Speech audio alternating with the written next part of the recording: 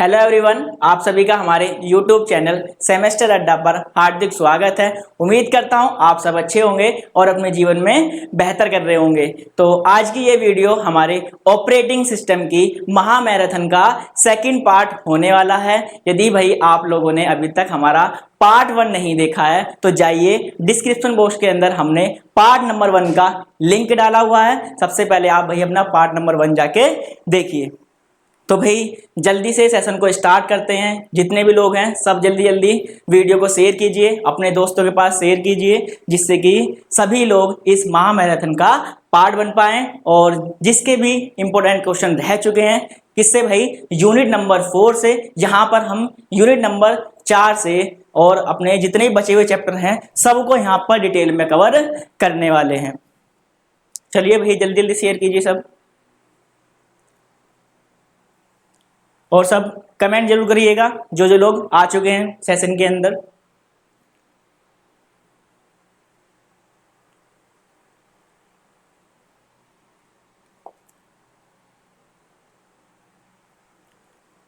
तो जल्दी जल्दी शेयर कीजिए भाई सब लोग।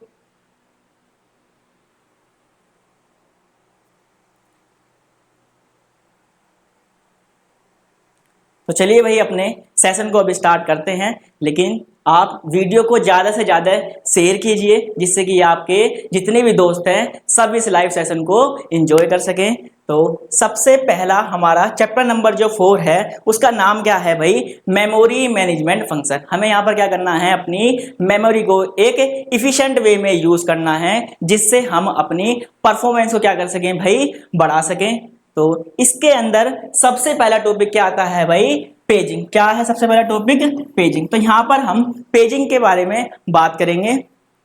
तो पेजिंग है क्या, paging is a method. Paging क्या है भाई, एक मेथड है used by computer to manage memory efficiently. यानी कि हम पेजिंग के थ्रू अपनी मेमोरी को एक इफिशिएंट वे में क्या कर सकते हैं, मैनेज कर सकते हैं।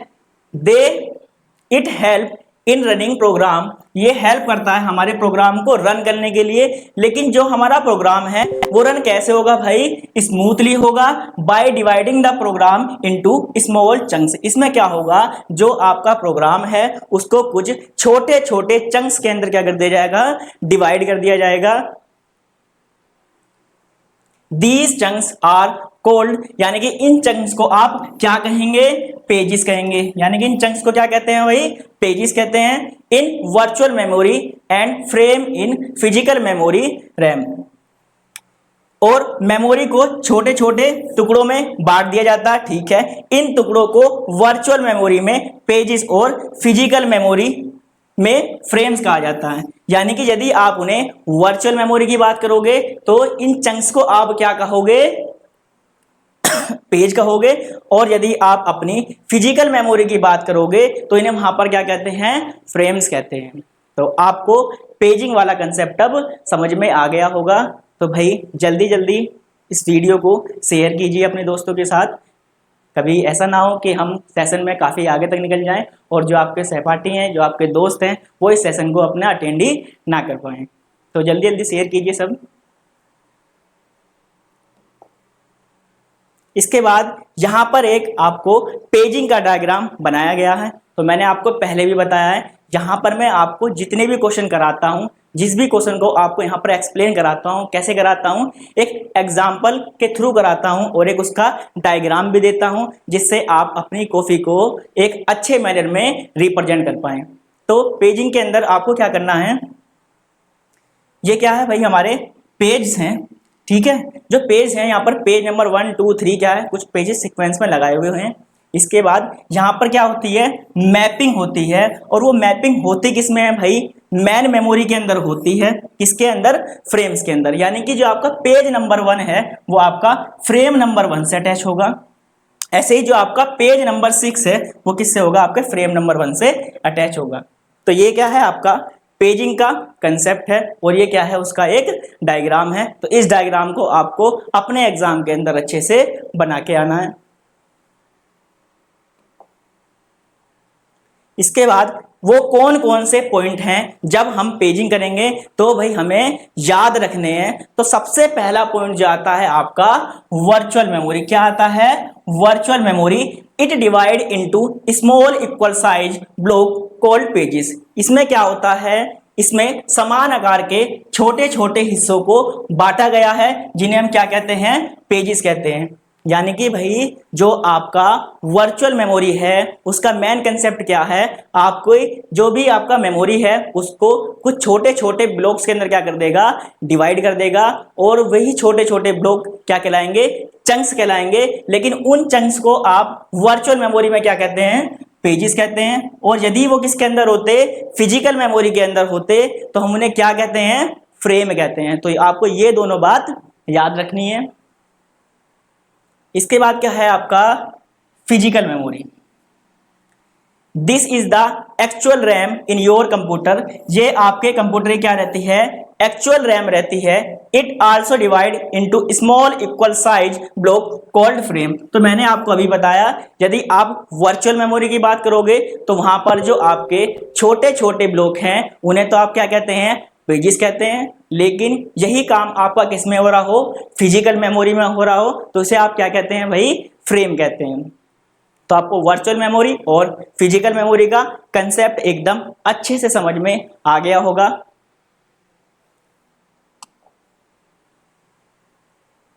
इसके बाद क्या है? Page table.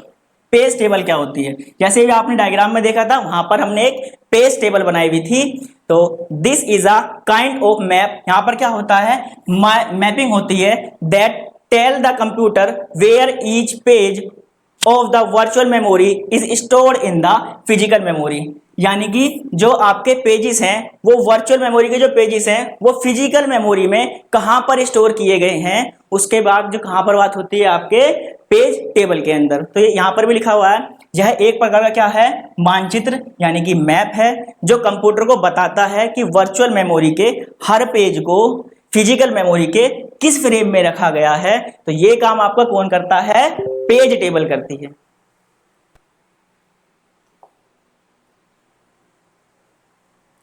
इसके बाद आपका नेक्स्ट पॉइंट है हाउ पेजिंग वर्क्स। यानी कि जो आपका पेजिंग है भाई वो किस प्रकार से काम करता है, यहां पर आपको उसके बारे में डिटेल डिस्कशन करना है।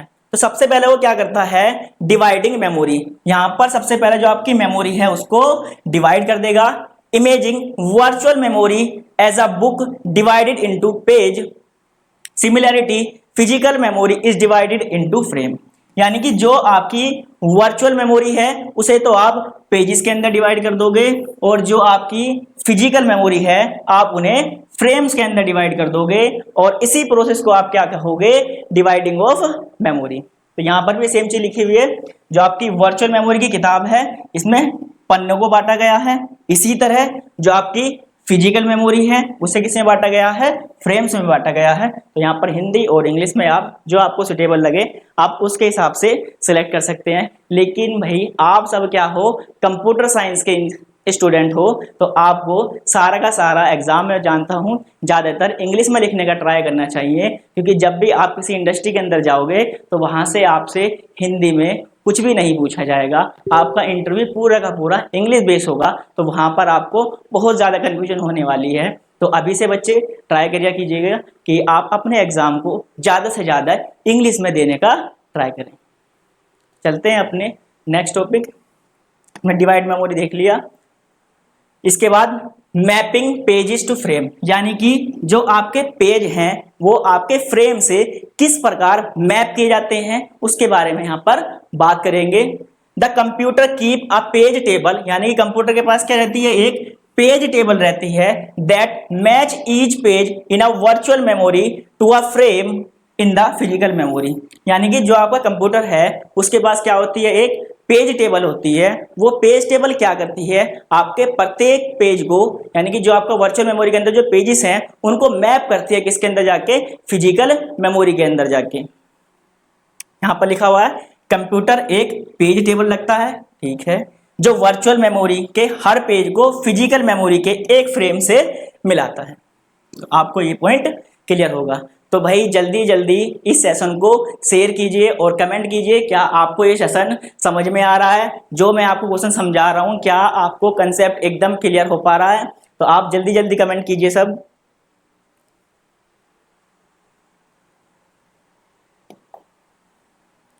इसके बाद नेक्स्ट पॉइंट है using memory addresses.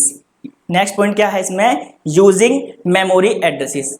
When a program wants to access data, यानी कि जब कोई प्रोग्राम भाई डाटा को एक्सेस करना चाहता है, it use a virtual address. वो किस एड्रेस का यूज करता है, आपके वर्चुअल एड्रेस का यूज करता है। The computer then translate this address into a physical address using the page table.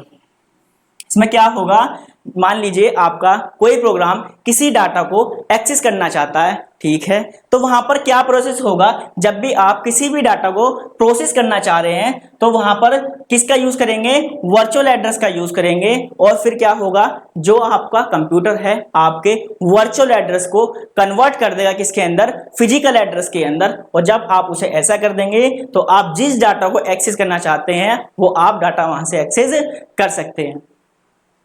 ये लिखा हुआ है, जब कोई प्रोग्राम डेटा क्या करता है, एक्सेस करना चाहता है तो वह वर्चुअल एड्रेस का प्रयोग करता है। कंप्यूटर फिर इस एड्रेस को पेज टेबल का उपयोग करके फिजिकल एड्रेस में क्या कर देता है, बदल देता है। तो ये पॉइंट भी अब आपको क्लियर हो गया होगा।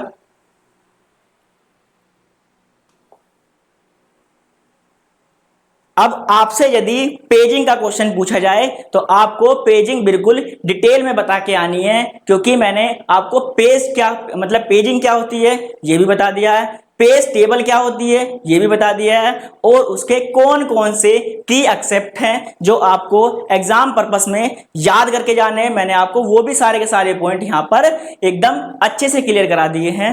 हमारा नेक्स्ट इंपॉर्टेंट क्वेश्चन जो आता है वो किसके ऊपर आएगा भाई, फ्रेगमेंटेशन के ऊपर आएगा, कि फ्रेगमेंटेशन क्या होता है और ये ऑपरेटिंग सिस्टम में कितने टाइप का होता है। तो बात करें फ्रेगमेंटेशन, जो हमारे ऑपरेटिंग सिस्टम है वो दो प्रकार का होता है।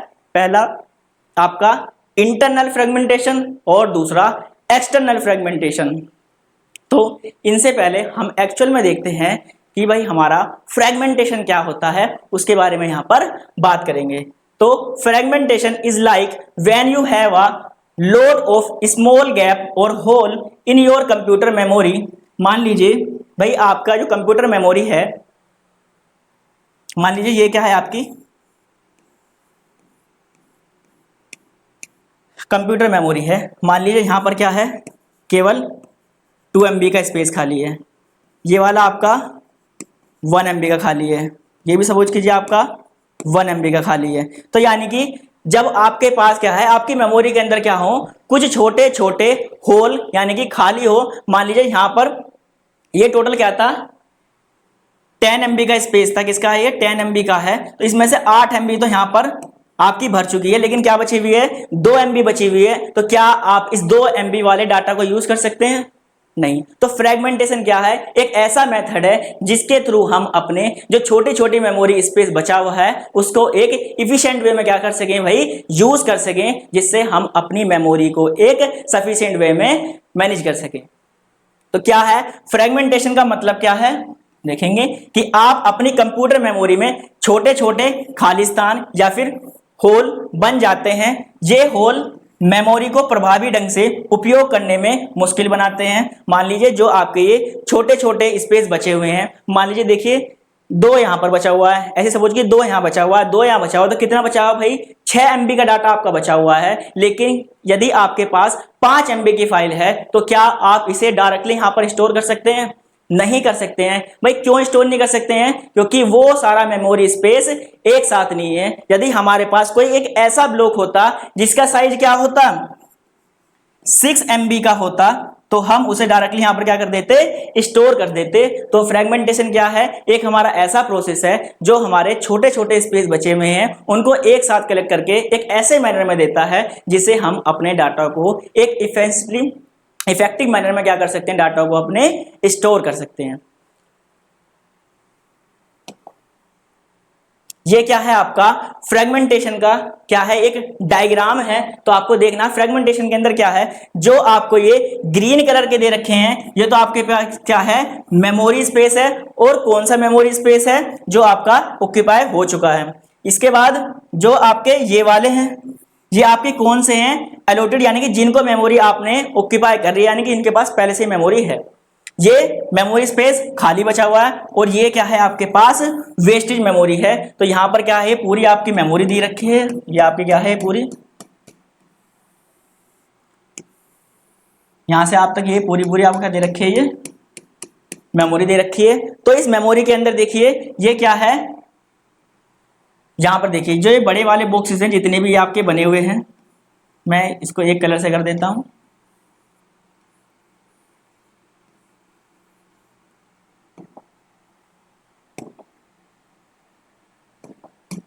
तो भाई ये जितने भी मैंने बड़े बड़े बॉक्स को बनाया है, तो ये वो बॉक्स हैं जिसके अंदर मेमोरी पहले से क्या है, अलॉट कर दी गई है, ठीक है। और दूसरा जो ये छोटे वाले ब्लॉक हैं, यानी कि ये जो आपके छोटे वाले ब्लॉक बचे हुए हैं,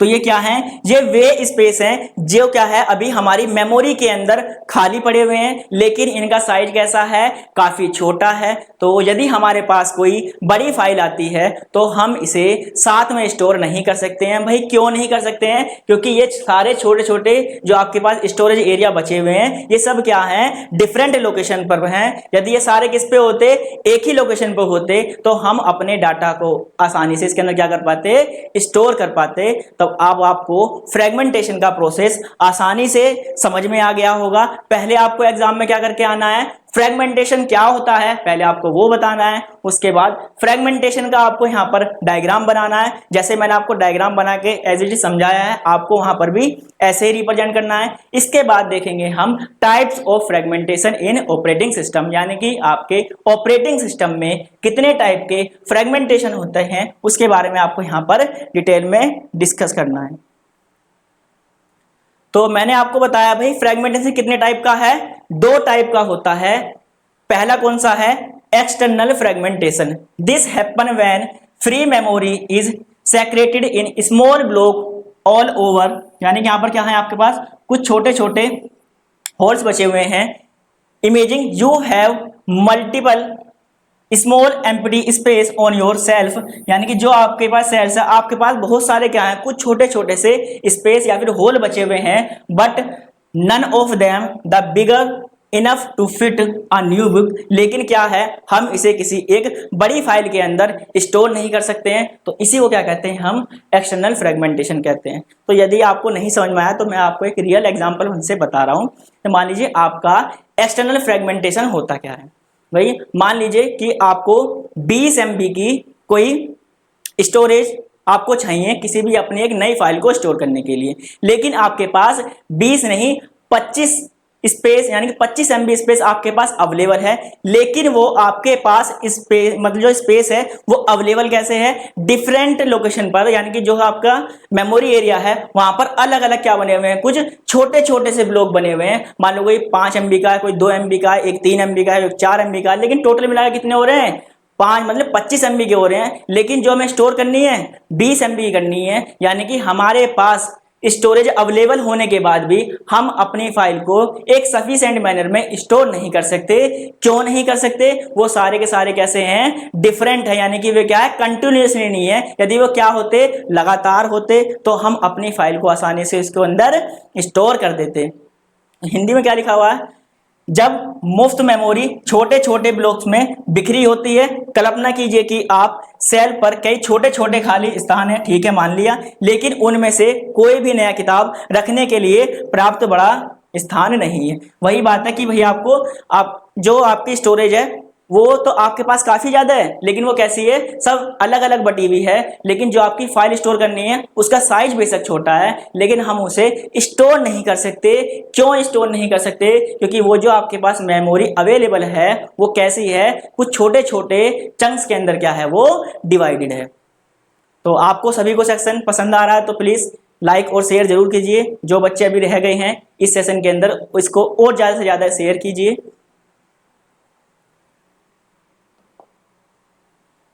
इसके बाद क्या है, इंटरनल फ्रेगमेंटेशन, यानी कि आपका इंटरनल फ्रेगमेंटेशन क्या होता है इसके बारे में देखेंगे।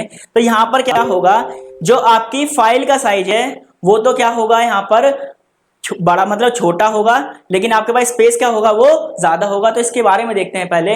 This happen when memory is allocated a fix size block, यानी कि आपको एक फिक्स साइज की मेमोरी को एक एलोकेट करना है, and the allocated memory is slightly larger than what the process needed.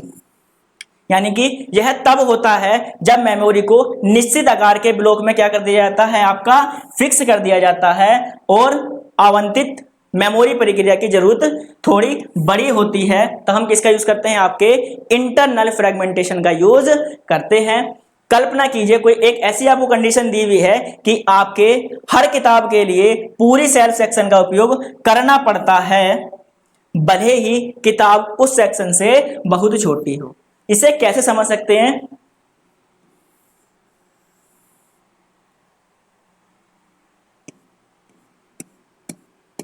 मान लीजिए आपकी जो किताब है उसका साइज कितना है, 10 MB का है, ठीक है। तो ये सब क्या है, जो पहले से ऑक्यूपाई हैं, ये तो आपके पहले से भरे हुए हैं।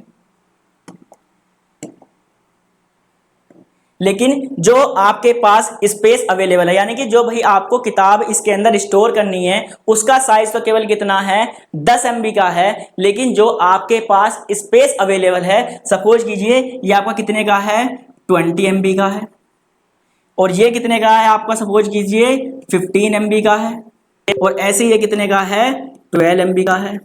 तो इसमें क्या है, आपके पास स्टोरेज तो ज्यादा है, लेकिन जो आपको फाइल स्टोर करनी है उसका साइज क्या है, छोटा है। तो इस केस में भी क्या होगा, आपकी स्टोरेज क्या होगी, वेस्ट होगी। कैसे वेस्ट होगी, सपोज कीजिए आप ये 10 MB के डाटा को आप क्या करोगे, सबसे छोटे वाले चंक के अंदर ले जाओगे, यानी कि आप उसको यहां पर स्टोर करोगे। तो जब आप उसको 12 MB वाले के अंदर भी स्टोर कर रहे हैं, तो यहां पर भी आपकी क्या है, जो आपकी 2 MB है, तो वो क्या हो रही है, वेस्ट हो रही है। तो यदि कहीं पर आपको इस प्रकार की कंडीशन देखने के लिए मिलती है, तो आप उसे क्या कहोगे, इंटरनल फ्रेगमेंटेशन। क्या कहेंगे, इंटरनल फ्रेगमेंटेशन। तो आपको फ्रेगमेंटेशन का कंसेप्ट आप एकदम बिल्कुल क्लियर हो गया होगा। तो आपको ये एग्जाम में अच्छे से तैयार करके जाना है। क्यों तैयार करके जाना है, क्योंकि ये क्वेश्चन आपके एग्जाम पर्पज से काफी ज्यादा इंपॉर्टेंट है, और बिल्कुल यही क्वेश्चन अभी आपसे प्रीवियस ईयर में भी पूछा गया था। तो आपको इस क्वेश्चन को बिल्कुल भी स्किप करके नहीं जाना है। अब इसके एडवांटेज क्या हैं, सबसे पहला एडवांटेज है इफिशिएंट मेमोरी एलोकेशन। यदि हम फ्रेगमेंटेशन का यूज करते हैं, तो हम अपनी मेमोरी को एक इफिशिएंट वे में क्या कर सकते हैं, एलोकेट कर सकते हैं। इसके बाद सेकंड क्या है, फ्लेक्सिबल मेमोरी यूज। हम इसमें फ्लेक्सिबल तरीके से अपनी मेमोरी को यूज कर सकते हैं। इसके बाद नेक्स्ट पॉइंट क्या है, स्पीड अप प्रोसेस लोडिंग, यानी कि जो हमारे सिस्टम की प्रोसेस लोडिंग है, हम उसको क्या कर सकते हैं, तेज कर सकते हैं, यानी कि उसकी स्पीड को हम बढ़ा सकते हैं। कब, जब हम अपने क्या यूज करेंगे, फ्रेगमेंटेशन का यूज करेंगे। नेक्स्ट क्या है, इंप्रूव्ड यूटिलाइजेशन ऑफ मेमोरी, यानी कि आप मेमोरी का यूटिलाइजेशन इंप्रूव कर सकते हैं with the help of fragmentation. इसके बाद लास्ट है हैंडलिंग वेरिएबल मेमोरी रिक्वेस्ट, यानी कि आप वेरिएबल मेमोरी रिक्वेस्ट को भी क्या कर सकते हैं, हैंडल कर सकते हैं। कब कर सकते हैं, जब आप किसका यूज करोगे, फ्रेगमेंटेशन का यूज करोगे। तो आपको एडवांटेज भी इसके ये लिख के आने हैं। जितना आप अपनी कॉपी में अपने एग्जामिनर जो आपको कॉपी आपकी चेक करने वाला है, आप जितना उससे पूछा गया थोड़ा उससे कुछ एक्स्ट्रा देंगे, तो आपकी कॉपी दूसरे वाले बच्चे से क्या लगेगी, देखने में डिफरेंट लगेगी, और यही आपको क्या करेगी, एक अच्छे नंबर गेन प्राप्त करा सकती है। इसके बाद चैप्टर नंबर 5 आता है। तो यानी कि हम अपने चैप्टर नंबर 4 के सारे इंपॉर्टेंट क्वेश्चन कवर कर चुके हैं, जितने भी हमारे एग्जाम पर्पज से इंपॉर्टेंट रहने वाले थे। तो यदि किसी बच्चे ने अभी तक हमारी वीडियो को शेयर नहीं किया है तो जल्दी से जल्दी वीडियो को शेयर कीजिए। मान लीजिए यदि आपका कोई दोस्त क्वेश्चन मतलब चैप्टर नंबर 5, 6 और 7 के कुछ इंपॉर्टेंट क्वेश्चन के बारे में नहीं जानता है और उसको वो पढ़ने हैं, तो वो अभी हमारे सेशन को ज्वाइन कर सकता है और सारे इंपॉर्टेंट क्वेश्चन डिटेल में यहाँ पर हमसे पढ़ सकता है। तो जो हमारा चैप्टर नंबर 5 है उसका नाम क्या है, इनपुट आउटपुट मेमोरी मैनेजमेंट। यानी कि आपको इनपुट आउटपुट के अंदर जो आपकी मेमोरी है उसको एक सफिशिएंट मैनर में क्या करना है, मैनेज करना है। तो इसका सबसे पहला टॉपिक क्या है हमारे पास, बफरिंग है। क्या है, बफरिंग है। तो आप बफरिंग को देखिए इतने जरा, क्या दिया हुआ बफरिंग में।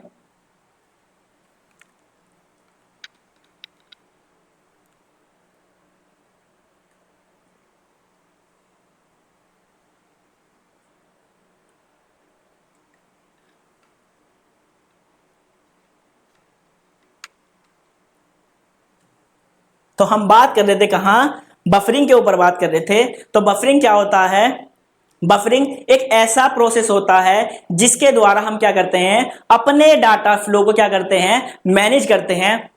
मान लीजिए एक टाइम में आपके मल्टीपल जो प्रोसेस हैं वो रन हो रहे हैं, यानी कि उसके अंदर डाटा का फ्लो हो रहा है। तो यदि आपको उसको मैनेज करके रखना है, मतलब जो भी आपके प्रोसेस हैं एक दूसरे के डाटा क्या ना करें, इंटरप्ट ना करें, तो आपको कंसेप्ट लगाना पड़ेगा किसका, बफरिंग का।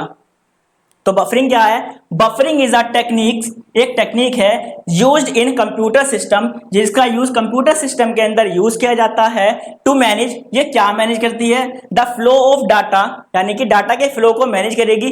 किसके बीच में करेगी, बिटवीन द डिफरेंट डिवाइसेस और प्रोसेस, यानी कि जो आपके डिफरेंट डिवाइसेस लगे हैं या तो उनके बीच में डाटा ट्रांसफर हो रहा है या फिर जो आपके प्रोसेस हैं उनके बीच में डाटा फ्लो हो रहा है। तो उसको मैनेज करने का काम किसका है, आपका बफरिंग का। Ensuring smooth operation and efficient data transfer, यानी इससे क्या होगा, आपका ऑपरेशन काफी स्मूथ डिलीवर होगा और उसके अंदर क्या होगा भाई, आसानी से अपने डाटा को क्या कर सकते हैं, ट्रांसफर कर सकते हैं। तो यहां पर लिखा हुआ है बफरिंग क्या है, एक तकनीक है जिसका उपयोग कंप्यूटर सिस्टम में विभिन्न डिवाइस या फिर प्रोसेस के बीच क्या करना होगा, डेटा के प्रवाह को मैनेज करने के लिए यूज किया जाता है, जिसमें इफिशिएंट वे में, यानी कि एक अच्छे तरीके से डाटा को कुशल ट्रांसफर सुनिश्चित हो सके। तो ये आपको बफरिंग वाला कंसेप्ट याद रखना है। बफरिंग के बाद हम पढ़ेंगे भाई हमारा बफर क्या होता है, इसके बारे में देखते हैं। तो बफर क्या है, a buffer is a temporary storage area in a memory, यानी कि मेमोरी के अंदर जो आपका एक टेम्परेरी मेमोरी एरिया रहता है, यानी कि स्टोरेज एरिया रहता है, उसे आप क्या कहते हैं, बफर कहते हैं। दैट होल्ड डाटा, ये डाटा को होल्ड करके रखता है, while it being transferred from one place to another place. मान लीजिए आप किसी एक प्लेस से किसी दूसरे प्लेस तक अपने डाटा को ट्रांसफर करना चाहते हैं, तो वहां पर आपका बफर क्या काम करता है, जब तक आप अपने डाटा को किसी एक डिवाइस से किसी दूसरी डिवाइस तक शेयर नहीं कर देते हैं, तब तक क्या रखता है, उस डाटा को अपने पास होल्ड रखता है। एक बफर मेमोरी में एक स्थायी स्टोरेज क्षेत्र है, तो सॉरी अस्थायी क्षेत्र है, जो डेटा को एक स्थान से दूसरे स्थान पर ट्रांसफर करते समय रखता है। यानी कि वो डाटा को कब रखेगा, जब किसी भी एक प्लेस से किसी दूसरे प्लेस के अंदर डाटा क्या होगा, ट्रांसफर होगा, तब आप किसका यूज करेंगे, बफर का यूज करेंगे। इसके बाद बफरिंग नीड्स, यानी कि हमें इनपुट आउटपुट मैनेजमेंट सिस्टम के अंदर अपना बफरिंग क्यों जरूरी है, उसके बारे में क्या क्या उसके की पॉइंट है, उसके बारे में यहां पर हमें डिटेल में देखना है। तो सबसे पहले क्या है, स्पीड मिसमैच। क्या है, स्पीड मिसमैच। मान लीजिए जो आपका एक प्रोसेस है वो तो कुछ मिली सेकेंड्स में क्या हो रहा है, एग्जीक्यूट हो रहा है, लेकिन जो आपका दूसरा प्रोसेस है वो कुछ मिनट ले रहा है अपने एग्जीक्यूशन को कंप्लीट करने के लिए। तो क्या है, दोनों प्रोसेस का टाइम क्या है, अलग अलग है। तो कहीं ऐसा ना हो कि वन यानी कि प्रोसेस नंबर 1 का डाटा 2 में चला जाए और 2 का डाटा 1 में चला जाए। इससे बचने के लिए हम क्या करते हैं, वहां पर स्पीड मिसमैच कंसेप्ट का यूज करते हैं, यानी कि डिफरेंट डिवाइस और process often operate at different speed. यानी कि जो आपके प्रोसेस हैं वो क्या हैं, सब अपनी डिफरेंट स्पीड के साथ क्या हो रहे हैं भाई, वो एग्जीक्यूट हो रहे हैं। फॉर एन एग्जांपल, यानी कि एग्जांपल के लिए आप लिख सकते हैं reading data from a hard drive is slower compare to process data in CPU. यानी कि जब हम अपनी हार्ड डिस्क के अंदर से किसी भी डाटा को रीड करते हैं तो इसकी स्पीड कैसी होती है, कम होती है कंपेयर टू जब हम अपने सीपीयू के अंदर किसी भी डाटा क्या करते हैं, प्रोसेस करते हैं। अब buffer help bridge the speed gap, यानी कि बफर क्या करता है, एक ब्रिज की तरह काम करता है, किसके बीच में, आपके स्पीड गैप के बीच में। तो आपको स्पीड मिसमैच अब अच्छे से समझ में आ गया होगा। तो नेक्स्ट क्या है आपका स्मूथ डाटा फ्लो, यानी कि ऐसे किस कंसेप्ट का हम यूज करें, यानी कि बफरिंग हम क्यों यूज कर रहे हैं, जिससे हम अपने डाटा को स्मूथली क्या कर सके, ट्रांसफर कर सकें। तो बफरिंग हेल्प इन प्रोवाइडिंग, यानी कि बफरिंग हमें सहायता करती है, प्रोवाइड क्या कराती है, स्टेटस स्ट्रीम प्रोवाइड कराती है ऑफ डाटा टू डिवाइस और process that need to it, यानी कि जिस भी प्रोसेस को इसकी नीड है वो इसे एक्सेस कर सकता है। Reducing delay the preventing and system from getting overhead, ये किसको रिमूव करती है, हमारे ओवरहेड को या फिर किसी डिले को क्या करती है, ये वहां से रिड्यूस करती है। यहां पर लिखा हुआ है बफरिंग यह सुनिश्चित करता है, बफरिंग यह सुनिश्चित करता है कि जिस डिवाइस या प्रोसेस को डेटा की आवश्यकता है उसे लगातार डेटा मिलता रहे। मान लीजिए कोई आपका प्रोसेस 1 रिक्वेस्ट कर रहा है, उसे भी डाटा दो, प्रोसेस 2 कर रहा है भाई उसे भी डाटा दो, प्रोसेस 3 कर रहा है तो उसको भी डाटा दो। यानी कि जो भी प्रोसेस आ रहा है यदि वो किसी डेटा के लिए रिक्वेस्ट कर रहा है तो उसे वहां पर उसका डाटा अवेलेबल होना चाहिए, जिससे देरी कम हो और सिस्टम पर अत्यधिक भार ना पड़े। मान लीजिए कि आपके पास 5 डिवाइसेस यानी कि 5 प्रोसेस आप कंटिन्यू कर रहे हैं, ठीक है। तो प्रोसेस 1 ने रिक्वेस्ट की, आपने डाटा दे दिया, लेकिन प्रोसेस 2 ने रिक्वेस्ट करी, आपने तब भी डाटा दे दिया। लेकिन आप जब आपका प्रोसेस 3 और प्रोसेस 4 रिक्वेस्ट कर रहे थे तो आपका जो प्रोसेसर है वो कुछ प्रोसेस P1 के लिए कुछ एग्जीक्यूशन में लगा हुआ है, जिस कारण से वो P3 और P4 को डाटा नहीं दे पा रहा है। तो इसमें क्या होगा, हम अपने प्रोसेस को अच्छी तरीके से क्या नहीं कर सकते, एग्जीक्यूट नहीं कर सकते, क्योंकि प्रोसेस 3 और 4 के पास तो एक अपना क्या है, डेटा ही नहीं है जिस डेटा के ऊपर से क्या करना है, काम करना है। तो इसके लिए हम क्या करेंगे, अपने बफरिंग कंसेप्ट का यूज करेंगे। बफरिंग से क्या होगा, जो भी डाटा यानी कि जो भी प्रोसेस आपका रिक्वेस्ट करेगा उसे आपका डाटा अवेलेबल होता रहेगा। उससे क्या होगी, एक तो आपकी देरी कम होगी, यानी काम को जो भी आपका प्रोसेस है उसे वेट कम करना पड़ेगा, और दूसरा सिस्टम पर अत्यधिक लोड नहीं पड़ेगा। उससे क्या होगा, जो हमारे सिस्टम की ओवरलोडिंग है यानी कि ओवरहेड कॉस्ट है वो भी क्या हो जाएगी, कम हो जाएगी।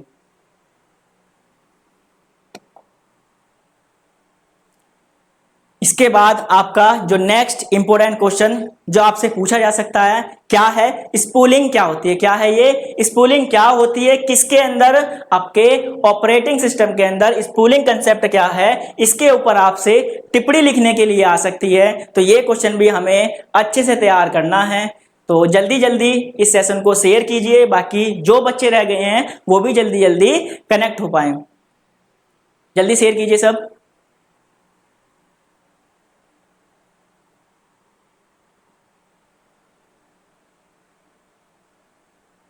तो स्पूलिंग क्या है भाई, आपका स्पूलिंग एक प्रोसेस है that manage the sequence of job और टास्क। क्या करता है, जो आपकी जॉब और प्रोसेस को क्या, सीक्वेंस को क्या करता है, मैनेज करता है।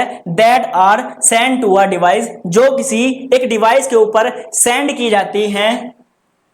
Ensure they are handled in order by efficient manner, यानी कि जिन्हें एक आप अपने एक इफिशिएंट ऑर्डर में क्या कर रहे हैं, मैनेज कर रहे हैं। तो इसी प्रोसेस को आप क्या कहेंगे, स्पूलिंग कहेंगे। स्पूलिंग क्या है, एक प्रक्रिया है जो डिवाइस को भेजे गए कार्य या फिर कार्यों के क्रम को मैनेज करती है, जिसमें वे सुव्यवस्थित और कुशल तरीके से संभाले जा सकते हैं। भाई कुछ बच्चे सोच रहे होंगे कि सर पहले इंग्लिश में पढ़ा रहे हैं, फिर इंग्लिश की पीडीएफ पढ़ाने के बाद कुछ हिंदी की पीडीएफ भी पढ़ा रहे हैं। तो भाई कुछ बच्चों का बहुत ज़्यादा कमेंट आ रहा था कि सर जब आप अपने लाइव सेशन के अंदर पढ़ाते हैं तो आप केवल इंग्लिश वाले पोर्शन को समझाते हैं, कुछ थोड़ा बहुत हिंदी वाले सेशन को भी समझा दीजिएगा।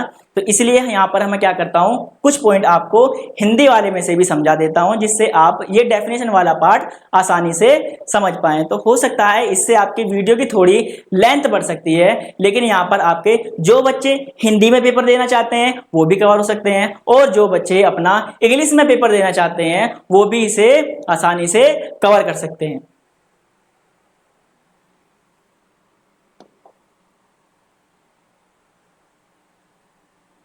अब भाई हमारी स्पूलिंग की नीड क्यों है, यानी कि हमें अपने इनपुट आउटपुट मैनेजमेंट फंक्शन के अंदर स्पूलिंग क्यों यूज करनी है, इसके बारे में क्वेश्चन पूछा जा सकता है।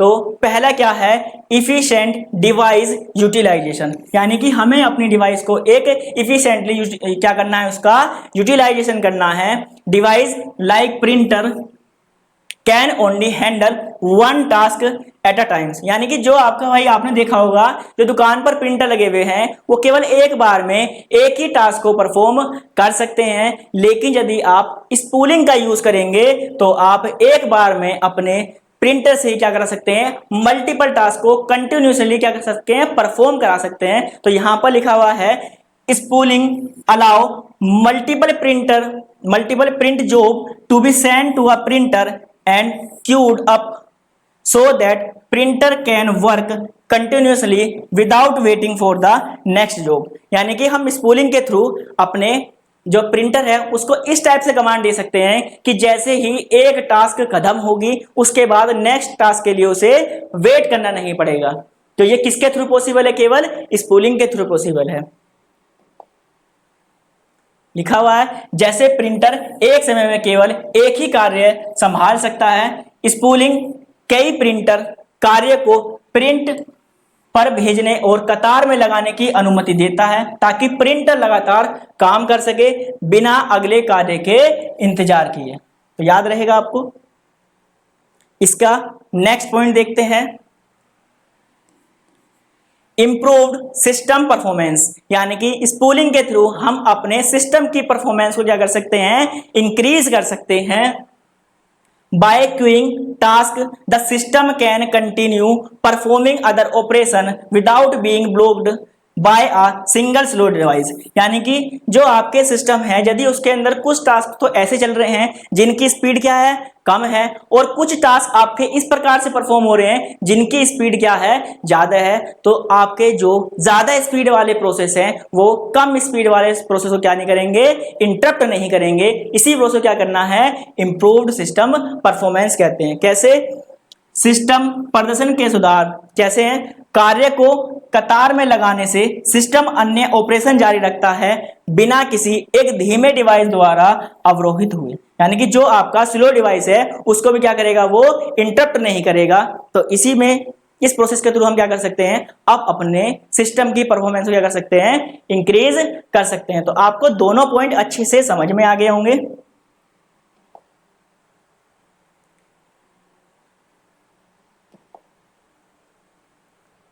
इसके बाद आपका एक आपसे डिफरेंस पूछा जाएगा, डेडिकेटेड और शेयर डिवाइस के बीच में आपको डिफरेंस आएगा जो आपके एग्जाम पर्पस से काफी ज्यादा इंपॉर्टेंट है।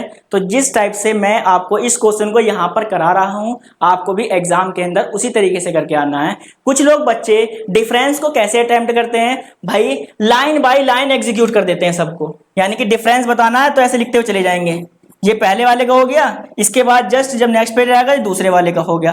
तो जब भी आपको डिफरेंस बताना है तो दोनों के बीच में एक सेपरेट लाइन कर लेनी है, एक तरफ आपका डेडिकेटेड डिवाइस के बारे में लिखना है और दूसरी तरफ शेयर डिवाइसेस के बारे में लिखना है और इन दोनों के बीच में फिर आपको डिफरेंस के पॉइंट को क्लियर करना है। तो डिफरेंस के बीच में एटलीस्ट आपके 5 पॉइंट तो होने ही चाहिए। आपको 5 पॉइंट से ज्यादा पता है तो वो आपके लिए एक बेटर ऑप्शन है, लेकिन एटलीस्ट भाई 5 ऑप्शन तो उसके अंदर जरूर होने चाहिए। सबसे पहला किसकी बात करते हैं हम, डेडिकेटेड डिवाइस की बात करते हैं। तो device assigned to a single process at a time, यानी कि जो आपका डेडिकेटेड डिवाइस रहता है उसमें एक समय में केवल आप एक ही प्रोसेस को क्या कर सकते हैं, अलाउ कर सकते हैं। इसके बाद share devices, device that can be used by multiple process simultaneously, यानी कि यहां पर आप मल्टीपल प्रोसेस को एक समय में क्या कर सकते हैं, एग्जीक्यूट कर सकते हैं। तो इसीलिए क्या क्या कहा जाता है इसे, आपका शेयर्ड डिवाइस। नेक्स्ट पॉइंट क्या है इसका, exclusively allocated to one process, यानी कि इसे केवल एक ही प्रोसेस को अलॉट किया जाता है। Concurrent allotted to a multiple process, यहां पर क्या कर सकते हैं आप, मल्टीपल प्रोसेस को अलाउ कर सकते हैं। इसके बाद next point, used by only one process, यानी कि इसे एक सिस्टम के द्वारा यूज किया जाएगा और वो सिस्टम कब तक यूज करेगा, until the process is finish, या तो प्रोसेस खत्म ना हो जाए और रिलीज द डिवाइस, या फिर वो अपने डिवाइस को क्या ना करते भाई वहां से रिलीज ना कर दे, तब तक वो प्रोसेस क्या रहेगा आपके सीपीयू के अंदर रन होता रहेगा। लेकिन जो आपका शेयर डिवाइस है, यूज्ड बाय मैनी प्रोसेस, इसे एक से ज्यादा प्रोसेस के द्वारा यूज किया जाता है। Often manage through a scheduling scheme, इसे किसके द्वारा मैनेज किया जाता है, आपकी शेड्यूलिंग स्कीम के द्वारा किया जाता है। तो यदि आपको शेड्यूलिंग के बारे में नहीं पता है तो आपसे एग्जाम के अंदर भाई शेड्यूलिंग के अंदर क्वेश्चन जरूर पूछा जाएगा। तो आप अभी पहले हमारे महामैराथन के पार्ट नंबर 1 में जाइए और वहां पर कितने टाइप की शेड्यूलिंग होती है और क्या शेड्यूलिंग का कंसेप्ट है उसके बारे में पहले वहां पर आपको डिटेल में पढ़ लेना है, क्योंकि आपसे शेड्यूलिंग के ऊपर या तो न्यूमेरिकल या फिर कितने टाइप की शेड्यूलिंग होती है इससे आपका क्वेश्चन जरूर पूछा जाएगा। इसके बाद जो आपका डेडिकेटेड डिवाइस है कौन कौन सी हो सकती है, आपका प्रिंटर हो सकता है, प्लॉटर हो सकता है, या फिर टेप डिवाइडर हो सकता है। अब ऐसे ही जो आपकी शेयर डिवाइस है, या तो हार्ड ड्राइव हो सकती है, या फिर नेटवर्क इंटरफेस हो सकता है, या फिर कोई टर्मिनल हो सकता है। तो ये सब किसके एग्जांपल हैं, आपके शेयर डिवाइस के एग्जांपल हैं। तो हिंदी वाले बच्चों के लिए एक समय में केवल एक ही प्रोसेस को असाइन उपकरण, यानी कि हम एक समय में केवल एक ही प्रोसेस को जो आपकी डिवाइस है उसे एक्सेस करा सकते हैं। यहां पर एक साथ कई प्रोसेस द्वारा प्रयोग किए जा सकने वाले उपकरण, यानी कि यहां पर वो डिवाइस यूज की जाएंगे जहां पर मल्टीपल यूजर से एक सिंगल डिवाइस को क्या कर सकते हैं, यूज कर सकते हैं। केवल एक प्रोसेस के लिए एलोटेड, यहां पर हम किसी एक ही सिस्टम को एलोकेट करते हैं, एक साथ कई प्रोसेस के लिए एलोटेड, यहां पर एक से ज्यादा प्रोसेस को एलोकेट किया जाता है। एक प्रोसेस द्वारा उपयोग किया जाता है जबकि प्रोसेस खत्म ना हो जाए या फिर डिवाइस रिलीज नहीं किया जाए, या तो डिवाइस को रिलीज कर दो या फिर उसके प्रोसेस को खत्म कर दो, तभी आपका डेडिकेटेड डिवाइसेस वाले के अंदर आपका सीपीयू खत्म होगा, यानी कि सीपीयू के अंदर से वो प्रोसेस क्या होगा, टर्मिनेट होगा। तो कौन कौन से एग्जांपल है, आपका प्रिंटर हो सकता है, प्लॉटर हो सकता है और ये टेप डिवाइडर हो सकता है। ऐसे ही इसके अंदर कई प्रोसेस डिवाइस को मैनेज कर सकती है, आमतौर पर एक शेड्यूलिंग प्रणाली के माध्यम से इसे मैनेज किया जाता है। तो कौन कौन से वो हैं जो आपके शेयर डिवाइस के अंदर आते हैं, हार्ड ड्राइव आता है, नेटवर्क इंटरफेस आता है और आपका कोई टर्मिनल आता है। तो आपको ये अच्छे से समझ में आ रहे हैं। तो कुछ इसके और पॉइंट देख लेते हैं। Simpler to manage as conflict are minimal, इसको मैनेज करना आसान होता है और इसके अंदर कंफ्लिक्ट भी क्या है, बहुत कम रहते हैं। शेयर डिवाइस के अंदर रिक्वायर एडवांस मैनेजमेंट, यानी कि इसके लिए एक एडवांस मैनेजमेंट की जरूरत रहती है to handle conflict and shared. आपके शेयरिंग और कंफ्लिक्ट को मैनेज करने के लिए आपको यहाँ पर क्या चाहिए, एडवांस मैनेजमेंट चाहिए। तो इसका मतलब आपको यहाँ पर क्या दिखाई दे रहा है कि यहाँ पर कंफ्लिक्ट तो बहुत कम होंगे, अगर होंगे तो बहुत ज्यादा ही कम होंगे, लेकिन इसके अंदर कंफ्लिक्ट बनने के चांसेस क्या हैं, बहुत ज्यादा हैं। तो आपको किसका यूज करना चाहिए, डेडिकेटेड डिवाइस का यूज करना चाहिए। इसके बाद क्या है, less cost effective as each process require its own device. ठीक है, इसमें कॉस्ट क्या है भाई, लेस रहती है क्योंकि प्रत्येक डिवाइस के पास क्या है, अपने ही ओन डिवाइसेस रहती हैं। मोर कॉस्ट इफिशिएंट, इसके लिए ज्यादा कॉस्ट चाहिए। As multiple process share the same device में क्या है, जो आपके मल्टीपल प्रोसेस हैं क्या करते हैं, किसी एक ही सेम डिवाइस को क्या करते हैं, आपस में शेयर करते हैं। तो आपको सेशन भाई बिल्कुल समझ में आ रहा है तो जल्दी जल्दी कमेंट कीजिए और वीडियो को जल्दी से जल्दी शेयर कीजिए। सब बच्चे जल्दी शेयर कीजिए सब।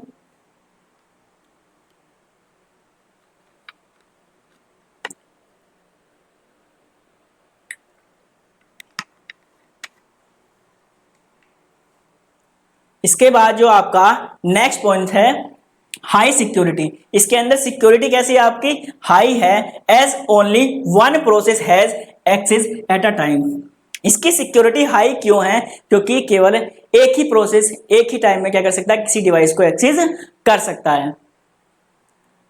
पोटेंशियली लो सिक्योरिटी, इसकी सिक्योरिटी कैसी है भाई, लो है, due to multiple process accessing the device. यानी कि जो आपके मल्टीपल प्रोसेस हैं वो किसी सेम ही डिवाइस को इसमें आप एक्सेस करते रहते हैं, तो यहाँ पर सिक्योरिटी आपकी क्या हो जाती है, लैग कर जाती है।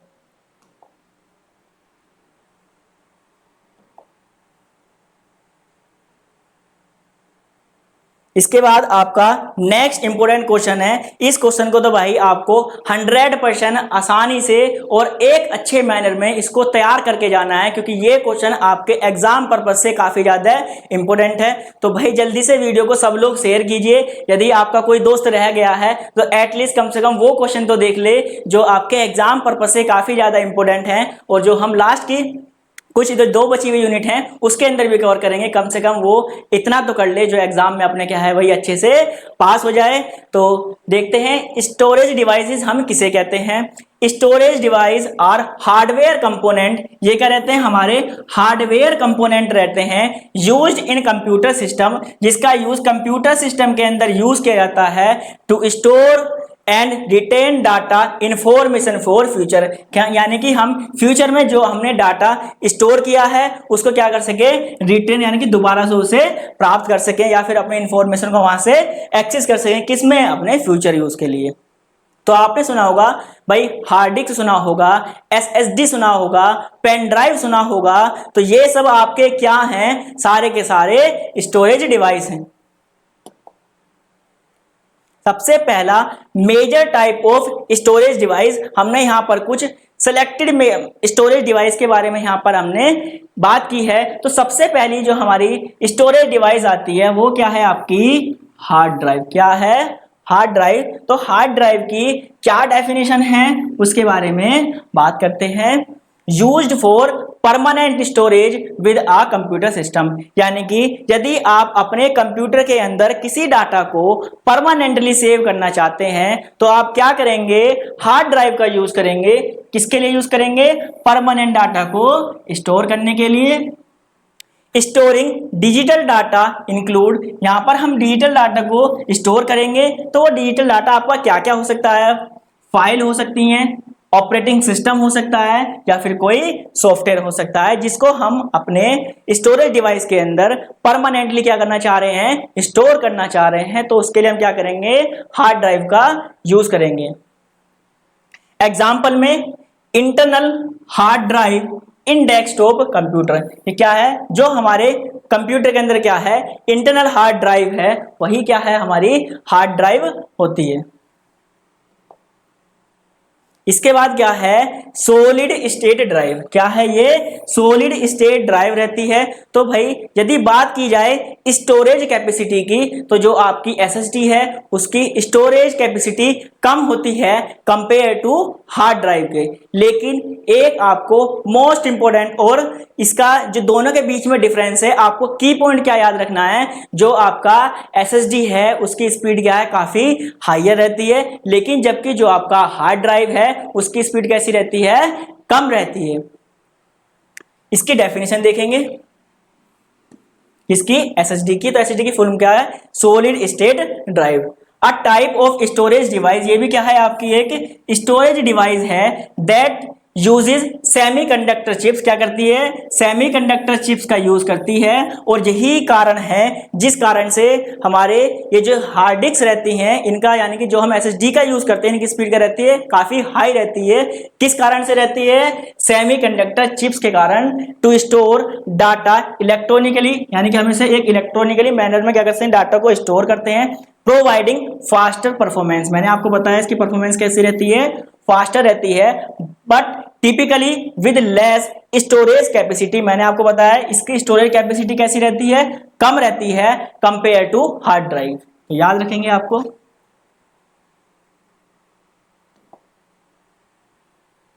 नेक्स्ट है एक्सटर्नल हार्ड ड्राइव, यानी कि यदि हम किसी एक्सटर्नल हार्ड ड्राइव का यूज करते हैं, मतलब जो हमारे अभी सिस्टम के अंदर है उसे तो क्या है, हार्ड ड्राइव, लेकिन यदि हम किसी एक्सटर्नल मतलब स्टोरेज डिवाइस का यूज करेंगे तो हम उसे क्या कहते हैं, एक्सटर्नल हार्ड ड्राइव कहते हैं। तो कैसे भाई, आप सभी ने पेन ड्राइव वगैरह का यूज किया होगा, जिसे हम लगाते हैं, डाटा कॉपी करते हैं और जहां मन करता है उसको हम उसे यूज कर लेते हैं। तो इसके बारे में देखते हैं। अ सेपरेट डिवाइस, यानी कि कोई सेपरेट डिवाइस यूज करना, storing large amount of data externally, यानी कि हम एक्सटर्नली क्या कर सकते हैं, एक अपने लार्ज अमाउंट डाटा क्या कर सकते हैं, स्टोर कर सकते हैं। कनेक्टेड टू अ कंप्यूटर, जो हमारे कंप्यूटर से कनेक्ट रहती है, फॉर एडिशनल स्टोरेज कैपेसिटी, यानी कि जिसके थ्रू हम क्या कर सकते हैं, अपनी एडिशनल स्टोरेज कैपेसिटी क्या कर सकते हैं, यहाँ पर बढ़ा सकते हैं। तो इसका एग्जाम्पल क्या है, एक्सटर्नल हार्ड ड्राइव। क्या है, एक्सटर्नल हार्ड ड्राइव हम खरीद लेते हैं भाई, 5 टीबी खरीद ली, 10 टीबी खरीद ली, 50 टीबी खरीद ली, और जब भी हमें अपने डाटा का यूज करेगा तो वहां पर हम क्या कर सकते हैं, उसको स्टोर कर सकते हैं।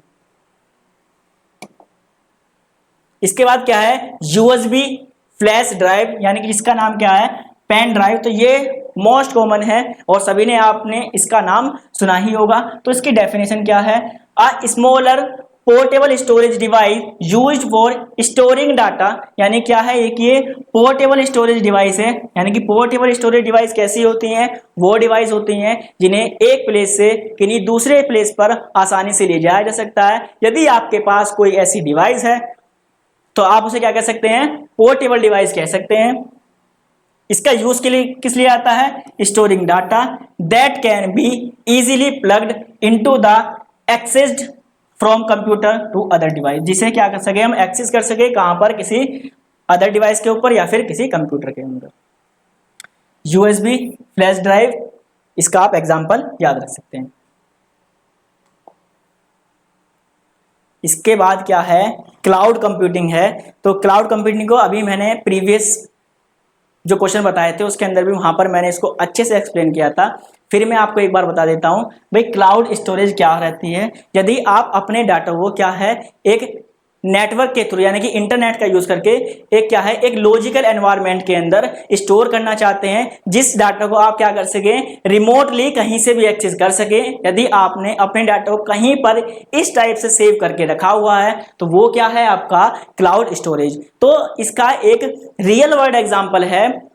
मान लीजिए आपने कुछ फोटो को अपने जीमेल अकाउंट में जो आपने लॉगिन कर रखा है, उसमें जो आपका गूगल फोटो है, वहां पर आपने कुछ फोटो को वहां पर अपलोड किया हुआ है। तो आपको पता होगा जो आपका गूगल फोटो है, आपको 15 GB, यानी कि 15 GB का क्या देता है, आपको फ्री स्पेस देता है। यानी कि 15 GB तक आप फ्री में यहाँ पर अपने फोटो को स्टोर कर सकते हैं। तो मान लीजिए आपने उसके अंदर कुछ डाटा को स्टोर किया है और आप उन डाटा को किसी रिमोटली साइट पर एक्सेस करना चाहते हैं, तो आप उसे आसानी से एक्सेस कर सकते हैं। कैसे, आपने डाटा अपना स्टोर किया है, वो आपका मोबाइल सपोज कीजिए घर रह गया है और आप इस डाटा को इस समय करंटली गाजियाबाद या फिर दिल्ली के अंदर बिलोंग करते हैं, या फिर यहाँ पर आपको कुछ काम है जिस कारण से आप यहाँ पर आए हुए हैं और किसी कंफ्यूजन के कारण या फिर किसी अदर रीजन के कारण आपका मोबाइल क्या है, घर छूट गया है, लेकिन वो आपको डॉक्यूमेंट अभी के अभी यहाँ पर क्या करने हैं, अप्लाई करने हैं। तो आप क्या करेंगे,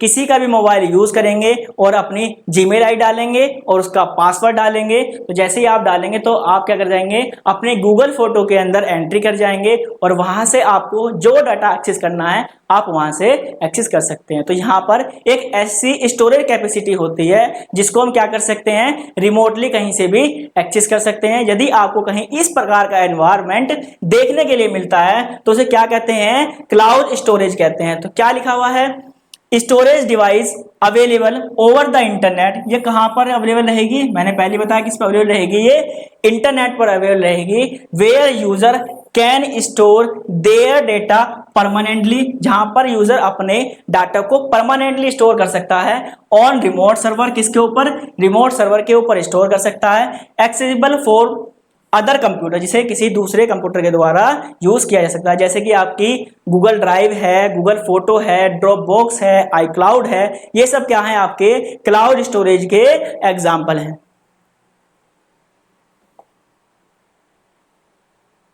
तो यहां पर हमने अपने चैप्टर नंबर 5 तक के जितने भी इंपॉर्टेंट क्वेश्चन थे यहां पर मैंने आपको सब डिटेल में एक्सप्लेन कर दिए हैं। तो यदि आपका कोई क्वेश्चन छूट गया है तो आप जाइए और पीछे वीडियो को थोड़ा पुश कीजिए और फिर से जाके पीछे से वहां से उसको देख लीजिए जो क्वेश्चन आपका रह गया। तो जो क्वेश्चन मैं आपको यहां पर बता रहा हूं वो क्वेश्चन आपको एग्जाम में अपने अच्छे से करके आने हैं।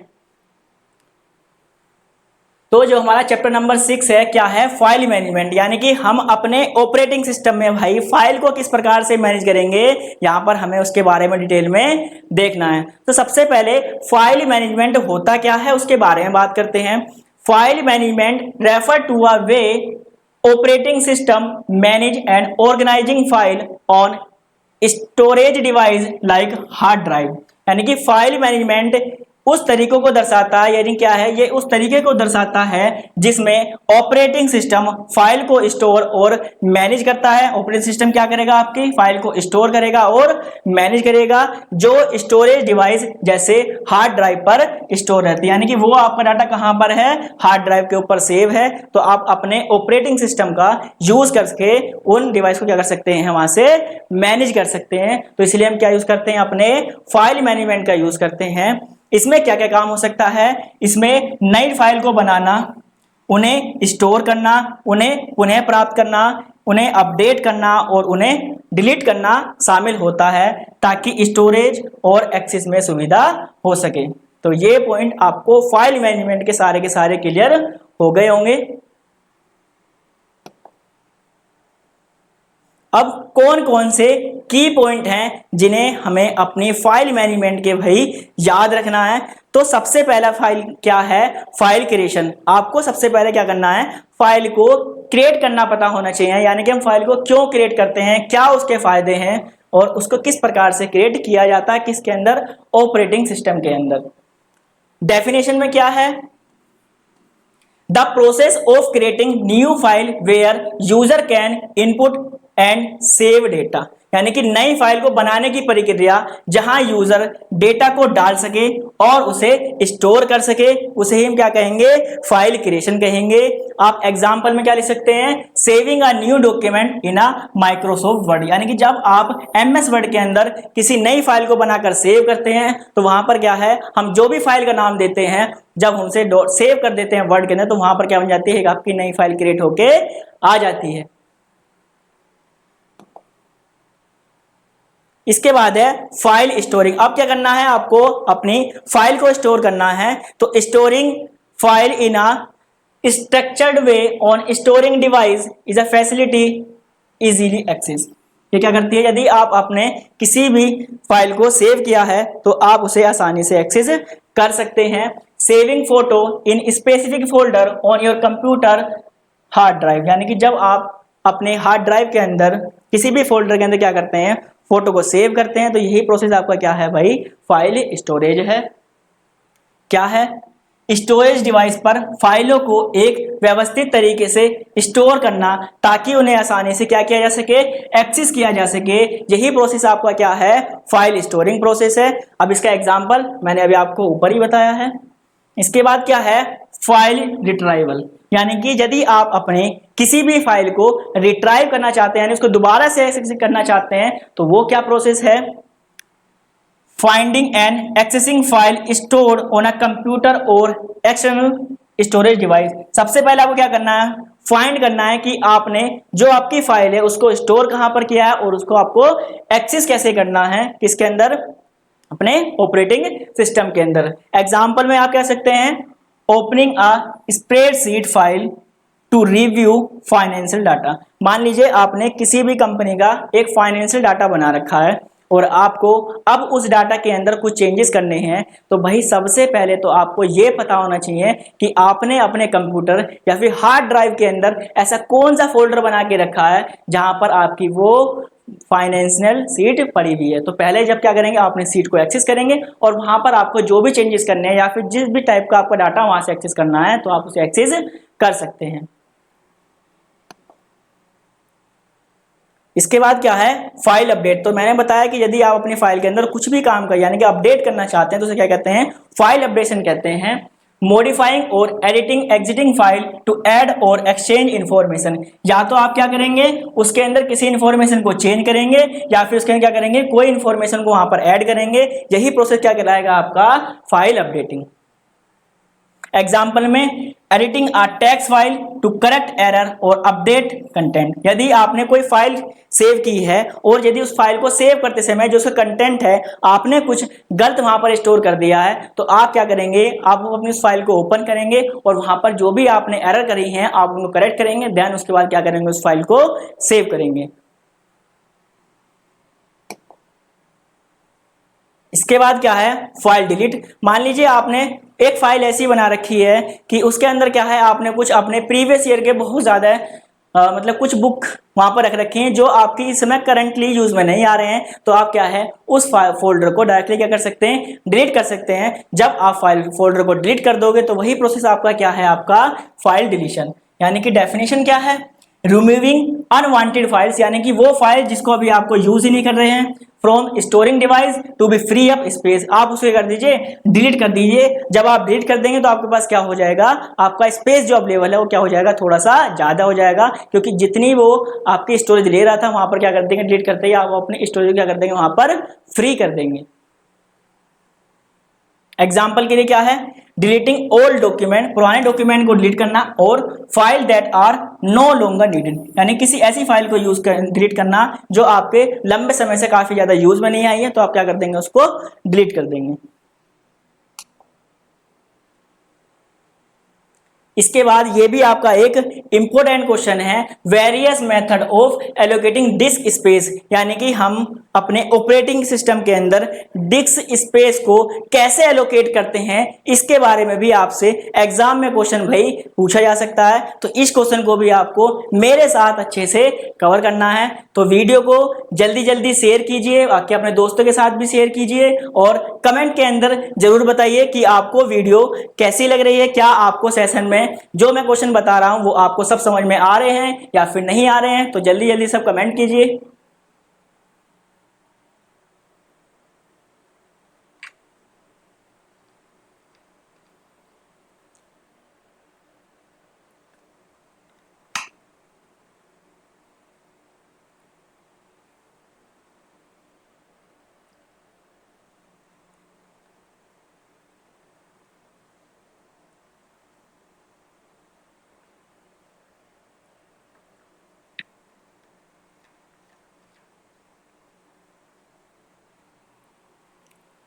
तो भाई जल्दी जल्दी सब शेयर कीजिए वीडियो को और कमेंट भी करते रहिए, जिससे मुझे पता लगते रहे कि आप क्या कमेंट कर रहे हैं, क्या आपको समझ में आ रहा है, क्या आपको समझ में नहीं आ रहा है। जल्दी जल्दी कमेंट करिए सब।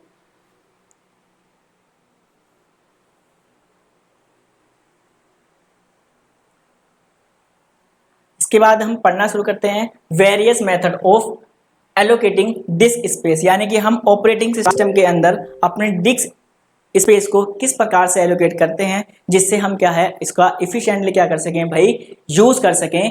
तो पहला पॉइंट जो लिखा हुआ है, disc space allocation is the method, ये क्या है, एक मेथड है by which N operating system, जिसके द्वारा ऑपरेटिंग सिस्टम असाइन करता है डिस्क स्पेस को, किसको, disk space to file and directories, यानी कि जिसकी सहायता से आपका ऑपरेटिंग सिस्टम जो है फाइल्स और डायरेक्टरीज के लिए क्या है, आपके स्पेस को क्या करता है, वहां पर एलोकेट करता है। और आपके इसी प्रोसेस को क्या कहा जाता है, आपका डिस्क स्पेस एलोकेशन कहा जाता है। यानी कि डिस्क स्थान के अलग अलग तरीके, डिस्क स्थान असाइनिंग वह विधि है जिसके द्वारा एक ऑपरेटिंग सिस्टम, ये याद रखना है, एक ऑपरेटिंग सिस्टम फाइल्स और डायरेक्टरीज को डिस्क स्थान पर एक्सेस कराता है। इसके बाद क्या है, हमारे पास डिस्क एक्सेसिंग यानी कि डिस्क स्पेस एलोकेशन के हमारे पास डिफरेंट मेथड हैं और प्रत्येक मेथड का भाई क्या है, कुछ अपना एडवांटेज है और डिसएडवांटेज है। वो किसके बेस पर है, किसी की परफॉर्मेंस, किसी की स्पीड यूटिलाइजेशन और किसी की कॉम्प्लेक्सिटी। तो जितने भी यहाँ पर मेथड हैं उसमें जितने भी मेथड यहाँ पर यूज करने वाले हैं सबकी परफॉर्मेंस, स्पीड एंड कॉम्प्लेक्सिटी क्या है, अलग अलग रहने वाली है। तो देखते हैं ऐसे कौन कौन से मेथड हैं जिसके द्वारा हम अपने डिस्क स्पेस को क्या कर सकते हैं, एलोकेट कर सकते हैं। पहला क्या है, कंटिन्यूअस एलोकेशन, यानी कि लगातार आपको क्या करना है, अपने मेमोरी एलोकेशन क्या करना है भाई, एलोकेट करना है। तो इसके अंदर in this method a file is stored in a single contiguous block of a disk, यानी कि इसमें एक सिंगल कॉन्टिग्यूअस ब्लॉक के अंदर क्या है, आपकी फाइल को क्या कर दिया जाता है, स्टोर किया जाता है। इसका एडवांटेज क्या है, सिंपल टू इम्प्लीमेंट, इसको इम्प्लीमेंट करना एक तो आसान है, फास्ट सिक्वेंसली एक्सेस, इसे सिक्वेंसली आसानी से और तेज रफ्तार से इसे क्या किया जा सकता है, एक्सेस किया जा सकता है। इसका डिसएडवांटेज क्या है, एक्सटर्नली फ्रेगमेंटेशन, यानी कि इसका एक्सटर्नल फ्रेगमेंटेशन इसके अंदर होता है। Difficult to find large contiguous block for a few file, यदि आपको लार्ज साइज की फाइल के लिए कंटिन्यूसली क्या करना है, एलोकेशन करना है, तो ये क्या है, टास्क यहाँ पर डिफिकल्ट है। तो आपको ये पॉइंट याद रखना है। नेक्स्ट क्या है, लिंक्ड एलोकेशन, यानी कि वो फाइल जो आपस में क्या होंगी, एक दूसरे से जुड़ी हुई होंगी, उन्हें हम क्या कहते हैं भाई, लिंक्ड एलोकेशन कहते हैं। इन दिस मेथड, इस मेथड के अंदर ईच फाइल इज लिंक्ड, यानी कि जो भी फाइल है वो एक दूसरे क्या होंगी, लिंक्ड लिस्ट होंगी of disk block which can be scattered anywhere on the disk, यानी कि वो सारी फाइल्स जो हैं एक दूसरे से जुड़ी हुई होंगी लेकिन वो क्या हैं, अलग अलग लोकेशन के ऊपर क्या हैं, रखी हुई होंगी। इसी को हम क्या कहेंगे, अपना लिंक्ड एलोकेशन कहेंगे। इसका एडवांटेज क्या है, नो एक्सटर्नल फ्रेगमेंटेशन, जो आपका इससे पहले था उसके अंदर क्या था, एक्सटर्नल फ्रेगमेंटेशन आ रहा था, तो आपका जो लिंक एलोकेशन था उसने क्या किया, आपके एक्सटर्नल फ्रेगमेंटेशन की रिक्वायरमेंट्स क्या कर दिया, वहां से डिलीट कर दिया।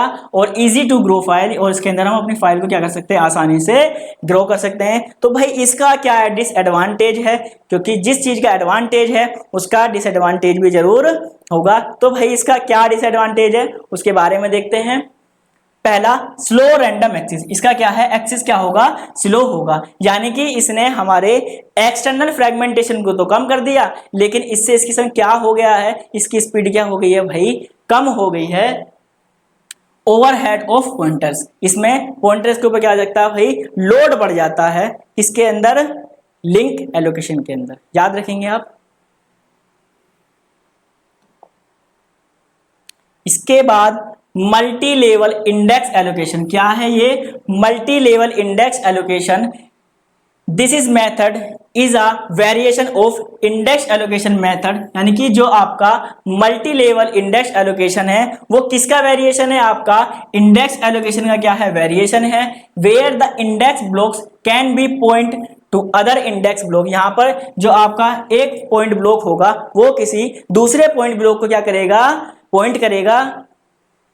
Creating a multiple level structure, किसके थ्रू, आपके क्या करेगा, ये मल्टीपल स्ट्रक्चर क्या करेगा, क्रिएट करेगा। तो क्या है आपका मल्टी लेवल एलोकेशन, ये क्या है आपका एक वेरिएशन, यानी कि थोड़ा सा एडवांस वर्जन है किसका, आपका इंडेक्स एलोकेशन का। इसमें क्या होगा, जो भी आपका एक ब्लॉक है वो किसी दूसरे ब्लॉक को क्या करेगा, वहां पर पॉइंट करेगा।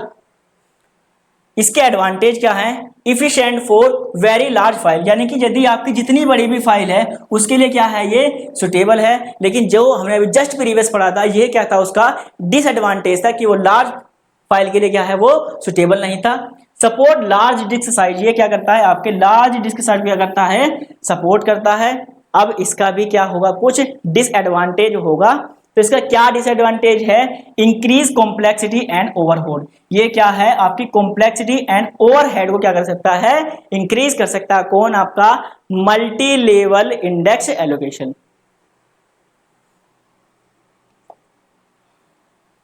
इसके बाद क्या है, इंडेक्स एलोकेशन, क्या है, index allocation. In this method an index block is created for each file, यानी कि जो जितनी भी आपके पास फाइल हैं आप सबके लिए क्या बनाएंगे, इंडेक्स को अपने क्रिएट करेंगे।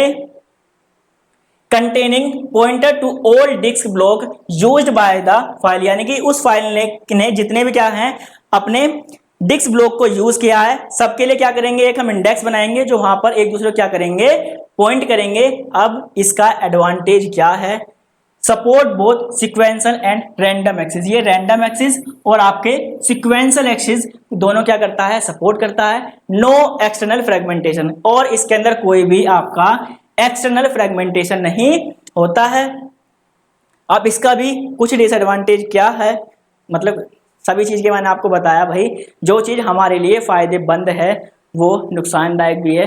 कैसे, मान लीजिए आप जाते हैं फास्ट फूड खाने के लिए और आपको फास्ट फूड खाने में बहुत ज़्यादा मज़ा आता है, लेकिन जब हम उस चीज़ को खाते हैं तभी तो हमें मज़ा आ रहा है, लेकिन क्या है हमारे फास्ट फूड के क्या है भाई, वो हमारी बॉडी के अंदर क्या है कुछ रिएक्ट भी करेगा, इसका मतलब उसका क्या है एक डिसएडवांटेज भी है। तो ऐसे ही यहाँ पर जितनी चीज़ें पढ़ाई जा रही हैं, यदि उसका कुछ फ़ायदा है तो भाई उसका नुकसान भी जरूर होगा। तो आपके इंडेक्स एलोकेशन का क्या डिसएडवांटेज है उसके बारे में देखते हैं। Overhead of index block, यानी कि यहाँ पर जो आपके इंडेक्स ब्लॉक हैं वो क्या हो जाते हैं, ओवरहेड हो जाते हैं। Can be complex to implementation, यानी कि उनको इम्प्लीमेंट करना है जो काफी कॉम्प्लेक्स हो जाता है। यदि आप नए इंडेक्स को बनाना चाहते हैं तो वहां पर ये काम किया जाता है काफी क्रिटिकल यानी कि कॉम्प्लेक्स हो जाता है। इसके बाद भाई नेक्स्ट इंपॉर्टेंट क्वेश्चन है भाई, इस क्वेश्चन को भी आपको अच्छे से तैयार करके जाना है। टाइप्स ऑफ फाइल सिस्टम, यानी कि आपके ऑपरेटिंग सिस्टम में कितने टाइप का फाइल सिस्टम होता है, इसके बारे में आपसे क्वेश्चन पूछा जा सकता है। तो ये क्वेश्चन भी आप सभी को अच्छे से तैयार करके जाना है। तो क्या है भाई, a file system is a method, ये क्या है एक मेथड है, एंड डाटा स्ट्रक्चर, ये एक मेथड या फिर एक डाटा स्ट्रक्चर है, that an operating system use to manage file on a disk और अ पार्टीशन, यानी कि जिसका ऑपरेटिंग सिस्टम यूज करता है किसी भी फाइल को मैनेज करने के लिए या फिर किसी पार्टीशन को मैनेज करने के लिए यूज करता है। कौन यूज करता है, आपका ऑपरेटिंग सिस्टम यूज करता है। It determine how data is store, यह बताता है कि डाटा किस प्रकार से स्टोर किया जाता है और किस प्रकार से ऑर्गेनाइज किया गया है और कैसे उसे रिट्राइव कर सकते हैं, ये सब आपको कौन बताएगा, फाइल सिस्टम बताएगा। यहां पर लिखा हुआ है फाइल सिस्टम क्या है, एक विधि है और एक डाटा स्ट्रक्चर है जिसका उपयोग किस लिए करता है, एक ऑपरेटिंग सिस्टम यूज करता है डिस्क या विभाजन पर फाइलों को मैनेज करने के लिए इसका यूज किया जाता है। तो ये भी आप याद रखेंगे।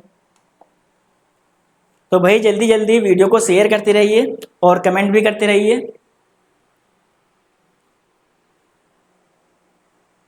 तो यहां पर कॉमन टाइप्स के हम क्या पढ़ने वाले हैं, फाइल सिस्टम पढ़ने वाले हैं। मैंने यहाँ पर कुछ 4 या 5 ही टाइप के आपके फाइल सिस्टम पढ़े हैं जो आपसे प्रीवियस ईयर में पूछे गए थे या फिर आपने मोस्ट इनका नाम सुना ही होगा। सबसे पहला क्या है, फैट, यानी कि फाइल एलोकेशन टेबल। क्या है, file allocation table and older file system commonly used in floppy disk. ये क्या है, एक आपका पुराना क्या है फाइल सिस्टम है और जिसका यूज कहां पर किया जाता था भाई, फ्लॉपी डिस्क के अंदर एंड यूएसबी ड्राइव के अंदर इसका यूज किया जाता था। वर्जन इंक्लूड, कौन कौन से वर्जन थे जिसके अंदर FAT यानी कि फाइल एलोकेशन टेबल का यूज किया जाता था, कौन से हैं, एक तो FAT12, FAT16 एंड FAT32। तो ये क्या है आपके वो वर्जन हैं जिनके अंदर फैट फाइल सिस्टम का यूज किया जाता था। अब इसके एडवांटेज और डिसएडवांटेज देख लेते हैं। तो एडवांटेज क्या है इसका, सिंपल स्ट्रक्चर होता है, वाइड कॉम्प्लेक्सिटी रहती है, कॉम्प्लेक्सिटी नहीं कॉम्पैक्टिबिलिटी। क्या है ये, कॉम्पैक्टिबिलिटी, यानी कि उसका स्ट्रक्चर जो है काफी आसान रहता है और ये काफी ज्यादा कॉम्पैक्टेबल रहता है। इसका डिसएडवांटेज क्या है, लिमिटेड साइज फाइल, इसका फाइल साइज क्या रहेगा, लिमिटेड रहेगा। एंड पार्टीशन साइज, यानी कि जो आपका पार्टीशन और फाइल का साइज है यहाँ पर क्या रहता है, पहले से ही हमारा लिमिटेड रहता है। इसके बाद NTFS, क्या है, NTFS new technology file system, a file system used by window operating system, यानी कि इसका यूज किसके द्वारा किया गया है, आपका विंडो ऑपरेटिंग सिस्टम के द्वारा इसका यूज किया जाता है। ऑफरिंग फीचर, यानी कि कौन कौन से फीचर आपको प्रोवाइड कराता है, पहला सिक्योरिटी परमिशन, आपको सिक्योरिटी परमिशन देगा।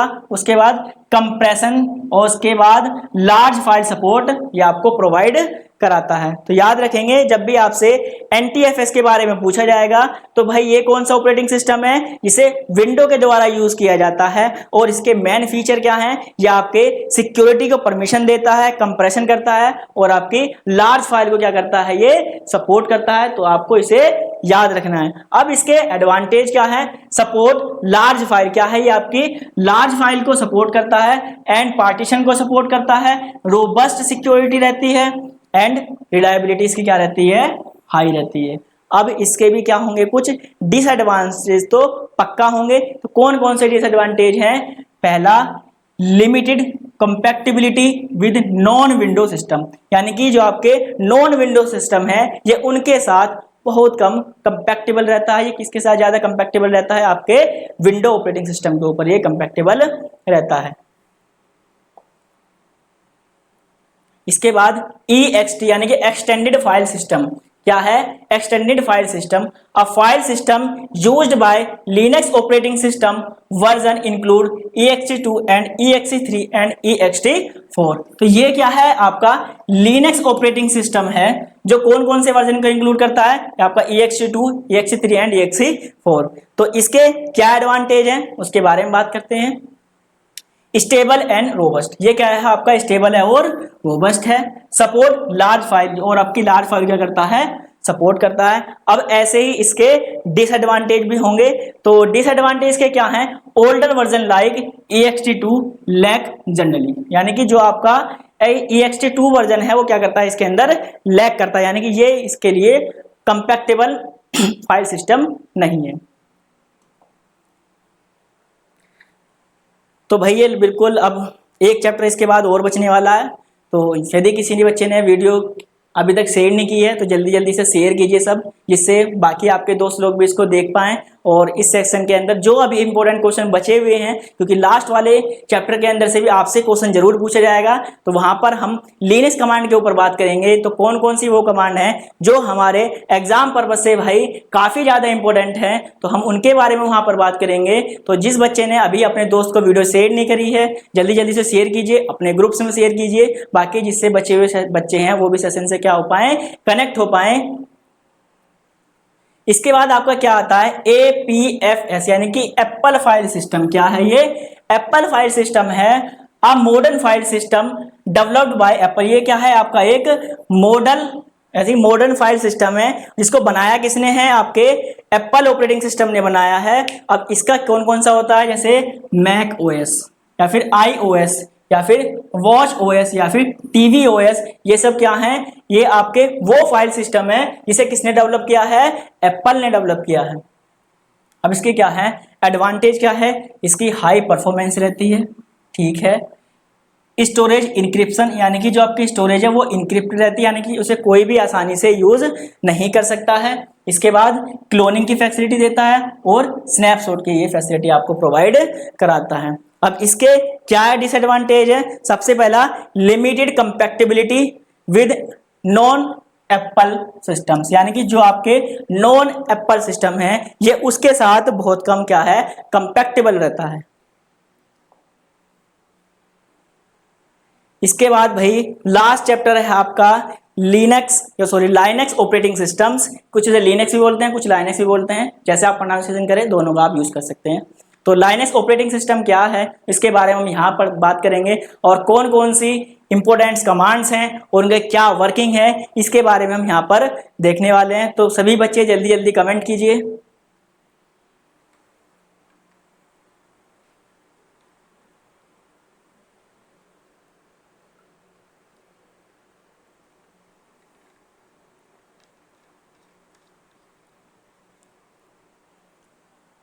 तो लाइनक्स क्या है आपका, Linux is an open source operating system. कैसा है ये आपका, ओपन सोर्स ऑपरेटिंग सिस्टम्स है like other operating system such as Microsoft window, Apple Mac OS and iOS, Google and Android etcetera. यानी क्या है, लिनक्स एक अन्य ऑपरेटिंग सिस्टम जैसे कि माइक्रोसॉफ्ट विंडो, एप्पल OS और OSI और गूगल और गूगल एंड्रॉइड आदि की तरह एक ओपन सोर्स क्या है, ये ऑपरेटिंग सिस्टम है। इसे कब बनाया गया था? 1991 में इसको डेवलप किया गया था। इसके बाद Linux is known for its robustness, security and flexibility, यानी कि ये किस लिए जाना जाता है? अपनी सिक्योरिटी, फ्लेक्सिबिलिटी और रोबस्टनेस के लिए इसको क्या है, जाना जाता है। तो याद रखना है, जब भी आपसे पूछेगा लाइनक्स ऑपरेटिंग सिस्टम क्या होता है, तो ये आपका क्या है, एक ओपन सोर्स ऑपरेटिंग सिस्टम है। कौन कौन से हो सकते हैं उसके एग्जाम्पल में आप डाल सकते हो, Google Android, Apple Mac OS, ठीक है, इसके बारे में डाल सकते हो। इसको इन्वेंट कब किया था? 1991 में इसको इन्वेंट किया गया था। और ये किस लिए जाना जाता है? अपनी रोबस्टनेस के लिए, और उसके बाद सिक्योरिटी के लिए और फ्लेक्सिबिलिटी के लिए इसे जाना जाता है। इसके बाद स्ट्रक्चर और लाइनक्स ऑपरेटिंग सिस्टम, यानी कि आपके लाइनक्स ऑपरेटिंग सिस्टम का स्ट्रक्चर कैसा रहता है उसके बारे में यहां पर देखेंगे। N operating system is a collection of software each design for a specific function, यानी कि जो ये हमारा ऑपरेटिंग सिस्टम है, ये क्या रहता है, कलेक्शन ऑफ सॉफ्टवेयर रहता है, जिसमें प्रत्येक सॉफ्टवेयर क्या है, अपनी एक स्पेसिफिक टास्क रहती है।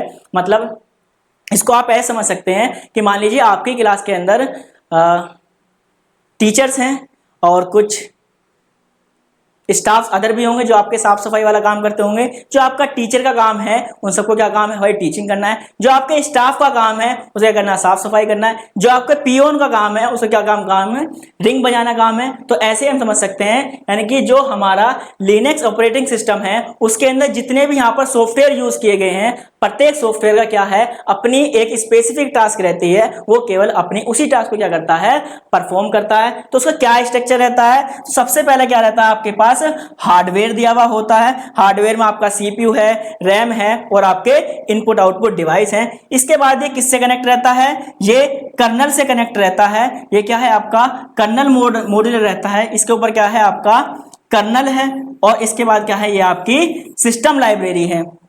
जो आपकी सिस्टम लाइब्रेरी हैं, उनके ऊपर ही आप क्या लगाते हैं भाई, जितने भी सिस्टम सॉफ्टवेयर हो गए, यूजर प्रोसेसर हो गया, यूजर यूटिलिटी हो गया और ये कंपाइलर्स हो गए, ये सब किसके अंदर लगाए जाते हैं, आपके सिस्टम लाइब्रेरी के ऊपर इनको क्या किया जाता है, इंप्लीमेंट किया जाता है। तो ये स्ट्रक्चर आप अपने एग्जाम में सब बच्चे बनाकर आएंगे। तो इस एग्जाम्पल को एक बार फिर से देख लीजिए भाई। सबसे पहले आपका क्या आएगा, सिस्टम सॉफ्टवेयर आएंगे, उसके बाद यूजर के प्रोसेस आएंगे, यूजर यूटिलिटी आएगी और आपका कंपाइलर आएगा। इन सबको क्लब करके जो काम रहेगा किसका रहेगा, सिस्टम लाइब्रेरी का रहेगा, यानी कि इसको कौन कौन सी लाइब्रेरी एक्सेस करानी है।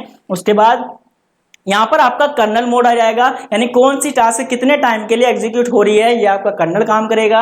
यहाँ पर कर्नल मॉड्यूलर आएगा। फिर इसके बाद ही किससे कनेक्ट रहेगा, एक आपके हार्डवेयर से कनेक्ट रहेगा। ये पूरा स्ट्रक्चर किसका है, आपके लाइनक्स ऑपरेटिंग सिस्टम का है। तो आप पहले इसका डेफिनेशन वाला पार्ट भी तैयार करके जाएंगे, उसके बाद इस डायग्राम को भी बना के आएंगे। तो जो बच्चे स्क्रीनशॉट लेना चाहते हैं स्क्रीनशॉट ले सकते हैं, वरना आप इसे हमारे टेलीग्राम चैनल में जाकर कंप्लीट पीडीएफ को भी डाउनलोड कर सकते हैं। तो जैसे ही आपका ये सेशन खत्म होगा, सेशन खत्म होते ही आप अपने इस पीडीएफ को वहां से डाउनलोड कर सकते हैं। इसके बाद कर्नल क्या होता है, इसके बारे में हम पढ़ेंगे। तो Linux kernel is the core part of the operating system, यानी कि जो आपका कर्नल है वो कोर पार्ट होता है किसके, आपके ऑपरेटिंग सिस्टम का। ये मैंने अभी आपको जब पहली बारी मैराथन ली थी उसके अंदर भी कर्नल के बारे में आपको मैंने वहां पर एक्सप्लेन किया था। तो कर्नल क्या है, आपके ऑपरेटिंग सिस्टम का मेन पार्ट रहता है।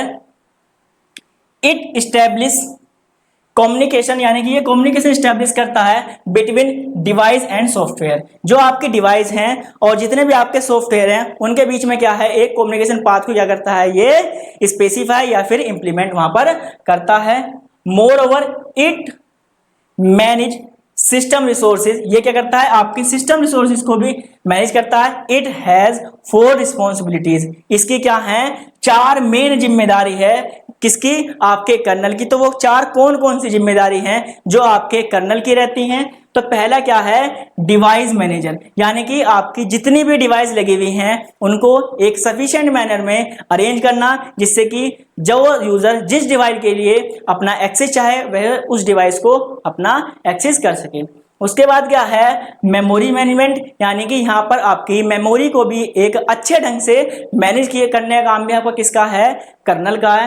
नंबर थर्ड क्या है आपका, प्रोसेस मैनेजमेंट, यानी कि आपके जितने भी प्रोसेस चल रहे हैं वो प्रोसेस एक दूसरे को क्या ना करे भाई, इंटरप्ट ना करें, इसकी जिम्मेदारी भी किसकी है, कर्नल की है। तो ये सब काम आपके कौन देखता है, कर्नल देखता है। इसके बाद क्या है आपका, हैंडलिंग सिस्टम्स कॉल्स, यानी कि मान लीजिए जो प्रोसेस 1 है किसी स्टोरेज रिसोर्स के लिए मतलब रिक्वेस्ट कर रहा है, और जो आपका प्रोसेस नंबर 2 है सपोज कीजिए वो किसी हार्डवेयर डिवाइस के लिए एक्सेस कर रहा है, ठीक है। तो यानी कि जब भी वो प्रोसेस एक दूसरे के लिए क्या कर रहे हैं, किसी ना किसी रिसोर्स की क्या कर रहे हैं, कॉलिंग कर रहे हैं, तो उसकी हैंडलिंग की जिम्मेदारी भी किसकी है, आपकी कर्नल की है। तो कर्नल के अंदर 4 पार्ट हैं। तो यहां पर तो क्या है, ये आपका हार्डवेयर है। अब हार्डवेयर के बाद क्या रहता है आपका, कर्नल रहता है, और कर्नल के बाद क्या रहता है, आपकी सेल रहती है। और जो सेल है उसके चारों तरफ क्या आएंगे भाई, यहां पर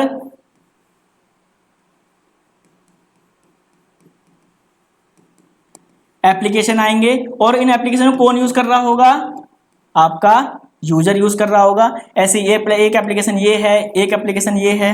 अब यहां पर क्या है, कुछ डेट डली हुई है, ये कमांड डली हुई है, सीडी डला हुआ है, ये आपका क्या है, यहां पर क्या है आपका, ये कंपाइलर है। तो इस डायग्राम को भी कर्नल के लिए आप आसानी से याद करके जाएंगे और इसे अपने एग्जाम के अंदर पक्का ड्रॉ करके आएंगे, क्योंकि आपसे लाइनक्स के अंदर कर्नल के बारे में आपसे पूछ सकता है, या तो आपसे शॉर्ट नोट में पूछे या फिर आपसे लॉन्ग क्वेश्चन के अंदर पूछे। अब पहला जो उसमें दे रखा है कि जो आपका कर्नल, हमने पहला पार्ट तो देख लिया है। अब सेकंड पार्ट जो देखेंगे हम सिस्टम लाइब्रेरी का देखेंगे, यानी कि हमारे लाइनक्स ऑपरेटिंग सिस्टम में सिस्टम लाइब्रेरीज क्या होती हैं उसके बारे में हमें यहाँ पर पढ़ना है। System library are special program, ये क्या है, हमारे स्पेशल प्रोग्राम रहते हैं that help in accessing the kernel, जो हमारे कर्नल को एक्सेस करने में सहायता करते हैं। A kernel has a be triggered to be perform a task, यानी कि कर्नल को जब भी हम किसी भी टास्क को परफॉर्म करेंगे तो वहां पर क्या होगा, हमारा कर्नल क्या होगा, ट्रिगर्ड होगा। And this triggered is done by the application, और ये ट्रिगर किसके द्वारा कंप्लीट किया जाएगा, किसी भी एप्लीकेशन के थ्रू ये कंप्लीट किया जाएगा। तो क्या है, सिस्टम लाइब्रेरी एक स्पेशल प्रोग्राम है जो कर्नल के फीचर्स तक पहुंचने में मदद करता है, और किसी कार्य को करने के लिए कर्नल को ट्रिगर करना पड़ता है। यदि आपको कोई भी टास्क परफॉर्म करनी है तो भाई पहले अपने ट्रिगर को, जो भी आपका ट्रिगर है यानी कि जो भी आपको टास्क परफॉर्म करनी है उसे हम क्या कहते हैं, ट्रिगर कहते हैं। तो जब भी हम अपने ट्रिगर को क्या करते हैं जब भी हम अपने ट्रिगर को क्या करेंगे भाई, ओपन करेंगे, तो वहां पर हमारा जो ट्रिगर है वो कर्नल द्वारा क्या हो जाएगा, ओपन हो जाएगा, और हम जिस भी टास्क को परफॉर्म करना चाह रहे हैं वहां पर हम अपनी उस टास्क को परफॉर्म कर सकते हैं। लेकिन ये ट्रिगर होगा किसके थ्रू, यहां पर लिखा हुआ है, ये किसके थ्रू होगा, किसी एप्लीकेशन के थ्रू हम क्या कर सकते हैं, इसे ट्रिगर कर सकते हैं। तो सिस्टम लाइब्रेरी क्या होती है इसके बारे में आपको समझ में आ गया होगा। इसके बाद देखते हैं सिस्टम टूल्स क्या रहते हैं। Linux OS has a set of utilities tools, यानी कि जो आपका Linux है उसके पास बहुत सारे क्या हैं, यूटिलिटीज टूल्स रहते हैं which are usually simple commands, जो क्या है हमारी सिंपल कमांड्स रहती हैं। It is a software which GNU project, ये क्या है, एक आपका GNU प्रोजेक्ट है, written and publish under their open source hands so that software is freely available for everyone. तो क्या है, एक ये GNU प्रोजेक्ट है जिसमें क्या है, जो भी इसकी सर्विसेज हैं ये सारी सर्विसेज क्या हैं, आपके फ्री ऑफ कॉस्ट क्या है, ये अवेलेबल है, यानी कि इनको कोई भी व्यक्ति क्या है, यूज कर सकता है।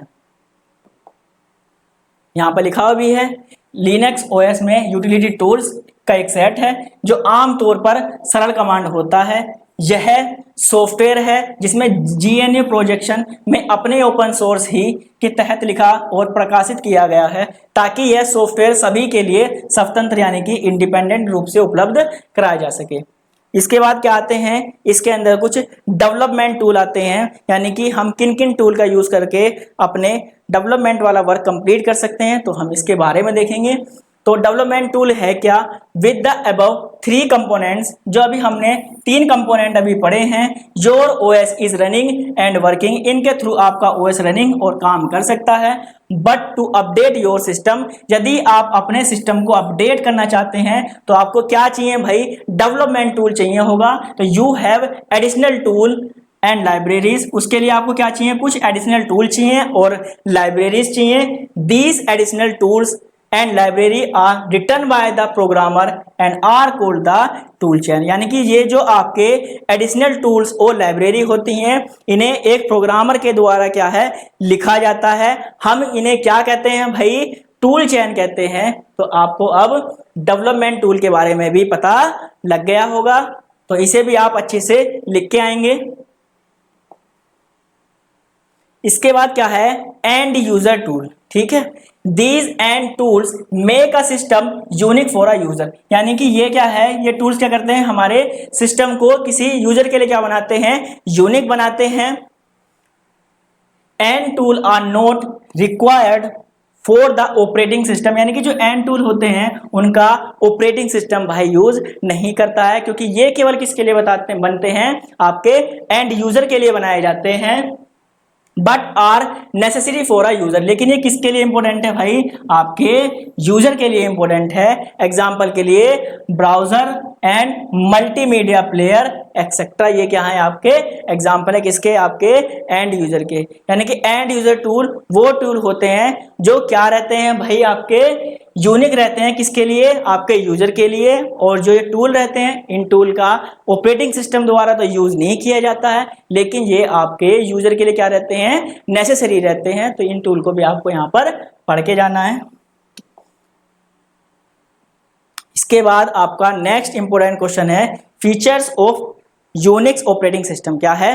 Features of Unix operating system, यानी कि जो आपका यूनिक्स ऑपरेटिंग सिस्टम है उसके भाई क्या फीचर हैं, उसके बारे में यहाँ पर बताना है। बस जल्दी से सब लोग कमेंट कीजिए कि आपको सेशन कैसा लग रहा है। क्या आपको जो क्वेश्चन बताए जा रहे हैं, क्या आपको सभी लोगों को समझ में आ रहे हैं? यदि समझ में आ रहे हैं तो सब लोग बच्चे जैसे लिखिएगा जल्दी जल्दी।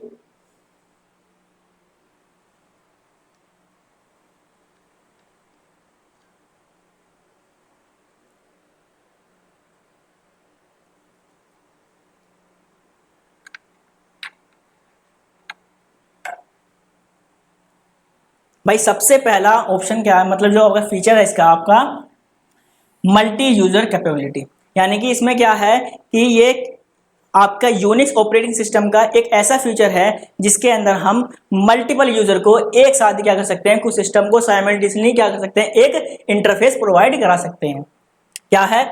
Allow multiple user to access the system simultaneously without interface, यानी कि जब भी हम क्या है, जो अपने डिफरेंट हमारे पास क्या है यूजर हैं, उनको क्या कर रहे हैं? हम एक्सेस प्रोवाइड कर रहे हैं विदाउट किसी इंटरफेस के। ऐसा नहीं है कि मान लो आपका यूजर 1 किसी सर्विस को एक्सेस कर रहा है, तो यदि यूजर 2 उस सर्विस को एक्सेस करना चाह रहा है तो वो एक दूसरे के बीच में क्या करेंगे भाई? इंटरफेयर करेंगे। तो ऐसा बिल्कुल भी नहीं है। तो ये हमारे यूनिक्स ऑपरेटिंग सिस्टम का क्या है? एक इंपॉर्टेंट फीचर है। इसके बाद क्या है आपका? Multitasking.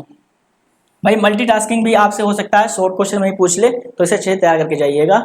Support running multiple task और process at the same time, यानी कि मल्टीटास्किंग क्या है? मल्टीटास्किंग एक ऐसा प्रोसेस है जिसमें आप एक ही टाइम में मल्टीपल प्रोसेस को क्या कर सकते हो? वहां पर रन कर सकते हो। यदि आपको कोई ऐसा एनवायरनमेंट देखने के लिए मिलता है तो आप क्या कहेंगे? वो क्या है? आपका मल्टीटास्किंग है। तो ये भी आपके यूनिक्स ऑपरेटिंग सिस्टम का क्या है? एक इंपॉर्टेंट फीचर है। इसके बाद क्या है? पोर्टेबिलिटी, ठीक है। Can be easily adapted to work on different hardware platform, यानी कि इसे अलग अलग हार्डवेयर प्लेटफॉर्म पर काम करने के लिए आसानी से अडेप्ट किया जा सकता है। मान लीजिए आपको डिफरेंट प्लेटफॉर्म पर काम करना है, तो सबसे ज्यादा आपके लिए जो बेनिफिट देगा कौन देगा? आपका यूनिक्स ऑपरेटिंग सिस्टम देगा। क्योंकि क्यों देगा? ये कैसा होता है? आपका पोर्टेबिलिटी इसके अंदर क्या रहती है? सबसे ज्यादा हाई रहती है। इसके बाद क्या है? इसकी सिक्योरिटी। अब इसकी सिक्योरिटी के बारे में बात करते हैं। प्रोवाइड रोबस्ट सिक्योरिटी फ्यूचर, यानी कि आपको रोबस्ट सिक्योरिटी फ्यूचर प्रोवाइड कराता है, including file permission, and user authentication, यानी कि ये आपका यूजर ऑथेंटिकेशन, यानी कि जब भी आप किसी भी यूजर को अपने सिस्टम को एक्सेस दे रहे हैं तो वो सबसे पहले चेक करेगा क्या ये यूजर हमारे लिए ऑथराइज है या नहीं। यदि वो यूजर आपके लिए ऑथराइज है तो वहां पर उसे सिस्टम का एक्सेस दे दिया जाएगा, और यदि वो यूजर हमारे लिए ऑथराइज पर्सन नहीं है तो हम उसे रिसोर्स का एक्सेस वहां पर नहीं दे सकते हैं। इसके बाद नेक्स्ट पॉइंट क्या है आपका, हियरार्किकल फाइल सिस्टम। क्या है हियरार्किकल फाइल सिस्टम? तो organizing file in a tree, यानी कि यदि हम अपने स्ट्रक्चर को एक ट्री फॉर्म के अंदर क्या कर दें भाई, ऑर्गेनाइज कर दें, तो उसी को क्या कहते हैं हम, हियरार्किकल फाइल सिस्टम कहते हैं। तो कैसे हियरार्किकल होता है, एक छोटा सा डायग्राम याद रख सकते हैं, जैसे कि यहाँ पर कुछ फाइल स्टोर है, इसके बाद यहाँ पर ये फाइल स्टोर है, इसके बाद यहाँ पर कुछ फाइल स्टोर है, ऐसे कुछ यहाँ पर फाइल स्टोर है। यदि आपको कोई इस टाइप का स्ट्रक्चर देखने के लिए मिलता है तो उसे क्या कहेंगे आप, हियरार्किकल फाइल सिस्टम कहेंगे। इसके बाद क्या है, नेटवर्किंग। नेटवर्किंग का फीचर हमारे लिए यूनिक्स ऑपरेटिंग सिस्टम में किस लिए इंपॉर्टेंट है, include built in support for networking protocols and service, यानी कि इसके अंदर क्या रहती है, पहले से ही इनबिल्ट नेटवर्किंग प्रोटोकॉल सर्विस क्या रहती है, इसके अंदर पहले से ही अवेलेबल रहती हैं। तो इसलिए क्या है, नेटवर्किंग क्या है, इसका एक ये मेन फीचर है। इसके बाद क्या है, डिवाइस इंडिपेंडेंस, ये सबसे ज्यादा है। क्या है ये आपका, device independence, treat device as a file, allow uniform accessing to different type of devices, यानी कि जो डिवाइस को फाइल के रूप में माना जाता है जिसे विभिन्न प्रकार के डिवाइस तक एक समान पहुंचने की अनुमति मिलती है। यानी कि जो भी आपकी डिफरेंस डिवाइसेस हैं वो सब एक साथ क्या हो सकती है, वहां पर शेयर हो सकती हैं। इसके बाद क्या है, यहाँ पर हम देखने वाले हैं भाई लाइनक्स की कमांड के बारे में पढ़ने वाले हैं। तो भाई सब जल्दी जल्दी कमेंट करके बताइए क्या भाई आपको ये सेशन पसंद आ रहा है, जो भी क्वेश्चन आपको समझ बताए जा रहे हैं क्या वो सब आप क्लियर हो रहे हैं। तो यदि आपको सारे बताए हुए क्वेश्चन क्लियर हो रहे हैं तो प्लीज कमेंट करिए जल्दी जल्दी सब।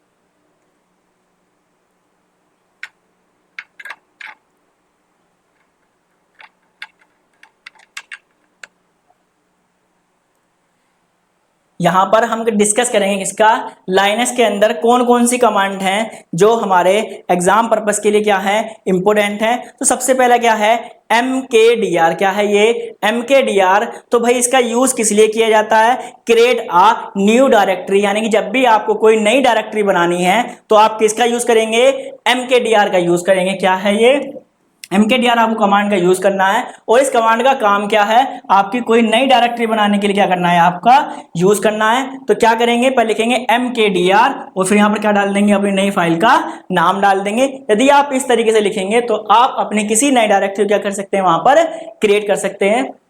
इसके बाद this command will be create a directory named new folder in the current directories, यानी करंट डायरेक्टरीज के अंदर न्यू फोल्डर के नाम से, यानी कि न्यू फोल्डर एक आपको डायरेक्टरी नेम दिया जाएगा जहां से आप क्या कर सकते हैं, अपनी कमांड को देकर एक नई डायरेक्टरी को बना सकते हैं। तो mkdir आपको याद रखना है। क्या याद रखना है कि mkdir पहले है क्या, तो mkdir का आपको यूज किस लिए करते हैं भाई, न्यू डायरेक्टरी बनाने के लिए यूज करते हैं। इसका सिंटैक्स क्या है, सबसे पहले आपको लिखना है mkdir, उसके बाद बीच में स्पेस देना है, फिर अपने नए फोल्डर का नाम डाल देना है। तो यहां से आप क्या हो गई, एक नई डायरेक्टरी बन जाएगी। इसके बाद हु कमांड, क्या है भाई, हु कमांड के बारे में यहां पर पढ़ेंगे। तो हु कमांड होती क्या है, यदि आप जानते हैं प्लीज कमेंट सेक्शन के अंदर जरूर बताएं, नहीं तो मैं यहां पर आपको बताने वाला हूं। क्या है ये, display a list of user current logged into the system, यानी क्या बताता है ये, अभी आपके करंटली डिस्प्ले पर कौन सा यूजर क्या है प्लग्ड है, यानी कौन सा यूजर आपका काम कर रहा है उसके बारे में आपको कौन बताता है, आपका हु कमांड बताता है। एग्जांपल डायरेक्टली आपको हु लिखना होगा और आपको पता लग जाएगा। यहां पर लिखा हुआ है this command will show the user name, terminal, login time and possible to originating IP address for user currently login. जो मैंने अभी आपको यही बताया था, यह कमांड यूजर का नेम, उसका टर्मिनल और उसके लॉगिन करने का समय और वर्तमान में लॉगिन इन किए गए यूजर के मूल आईपी एड्रेस के पता लगाने का काम करता है। यदि आपको चेक करना है कि भाई ये जो इस समय हमारा सिस्टम है कौन से मतलब किस आईपी एड्रेस को असाइन है और वो किस समय असाइन किया गया था, तो आप किसका यूज करेंगे भाई, हु कमांड का आपको क्या करना है, यूज करना है। ये सारी वो कमांड हैं जो अभी आपके प्रीवियस ईयर में पूछी गई थी, तो मैं इन कमांड को आपको बिल्कुल एकदम डिटेल में बता रहा हूं, तो आपको वहां पर अपने एग्जाम के अंदर भी इन्हें आपको डिटेल में करके आना है। सबसे पहला क्या है, डेट कमांड है, यानी कि डेट कमांड का यूज किस लिए करते हैं, यदि आपको अपने डिस्प्ले पर क्या करनी है, डेट और टाइम को क्या करना है, सेट करना है, तो आप किसका यूज करोगे, डेट कमांड का यूज करोगे। तो यहां पर लिखा हुआ डिस्क्रिप्शन के अंदर डिस्प्ले और set the system date and time, यानी कि आपके सिस्टम का डेट या टाइम आपको सेट करना है, तो आप किसका यूज करोगे, डेट कमांड का यूज करोगे। This command will show the current date and time, यानी कि ये कमांड क्या करती है, आपके सिस्टम का करंट डेट और टाइम क्या करती है, शो कराती है। इसके बाद ch मोड क्या है, ये ch मोड कमांड क्या रहती है, चेंज द फाइल मोड, यानी कि फाइल मोड का मतलब क्या है, वहां पर जो भी उसकी परमिशन है यदि आप उनको चेंज करना चाहते हैं तो क्या करेंगे, आप चेंज मोड का यूज करेंगे, ठीक है, of a file directories. Example ch mode 755 file name, ये क्या है, आपकी फाइल नेम है और यहाँ पर क्या सकते हैं आप, इसकी डायरेक्टरी का नाम यहाँ पर चेंज कर सकते हैं। अब ये है क्या, इसके बारे में देखते हैं। यह कमांड फाइल के नाम को ओनर के लिए पढ़ने, लिखने और एग्जीक्यूट करने की अनुमतियों के लिए सेट करता है, ठीक है, यानी कि जो भी आपका ओनर है उसकी फाइल का नेम क्या है, उसको पढ़ने के लिए और उसको एग्जीक्यूट करने की अनुमति प्रदान करता है, और ग्रुप और अन्य के लिए परमिशन को पढ़ने और एग्जीक्यूट करने के लिए भी सेट करता है, यानी कि या तो किसी इंडिविजुअल यूजर के लिए सेट करेगा या फिर जो आपका ग्रुप ऑफ मेंबर है उसके लिए भी क्या करेगा, ये उसको परमिशन देगा उसको पढ़ने और एग्जीक्यूट करने के लिए। कौन देगा, आपका भाई ch command, ch mode command. इसके बाद क्या है, cd कमांड, ये क्या है, यदि आपको करंट डायरेक्टरीज क्या करना है, चेंज करनी है, तो आप क्या करेंगे, आप cd कमांड का यूज करेंगे। तो क्या है cd कमांड के अंदर, डिस्क्रिप्शन देखेंगे, चेंज द करंट डायरेक्टरी, यानी कि यदि आपको करंट डायरेक्टरी को चेंज करना है तो आप क्या करेंगे, cd कमांड का यूज करेंगे। तो इसका सिंटैक्स कैसे है, पहले आपको लिखना है cd, उसके बाद लिखना है उसके पाथ का नेम, और उसके बाद जहां पर आपको जाना है उस वाली डायरेक्टरीज का नाम आपको वहां पर दे देना है। इसके बाद this command change the current working directories, ये क्या है, जो अभी करंट में वर्किंग डायरेक्टरीज है उसको तो चेंज कर देती है। कैसे करेगी, सबसे पहले आपको मैंने बताया टू पाथ डाल देंगे और जहां पर चेंज करना उसका नाम डाल देंगे। अब यहाँ पर दो चीज बताई गई हैं, एक तो cd कमांड से केवल क्या होगा, और यदि आप cd हाइफन का यूज करते हैं, हाइफन ये वाला नहीं दे, देखो यदि ये वाला है ये तो आपका, इसको आपको यूज नहीं करना, क्या करना, cd हाइफन का यूज करना, इसे हम क्या कहते हैं, हाइफन कहते हैं। तो यदि आप भाई cd का यूज कर रहे हैं तो आप क्या करेंगे, go to back to the home directories, यदि आपको होम डायरेक्टरीज पे जाना है तो आप cd का भी यूज कीजिए। लेकिन यदि आपको क्या करना है, प्रीवियस वाली डायरेक्टरीज पे जाना है तो आपको क्या लिखना पड़ेगा, cd हाइफन लिखना पड़ेगा। तो याद रखेंगे इसे।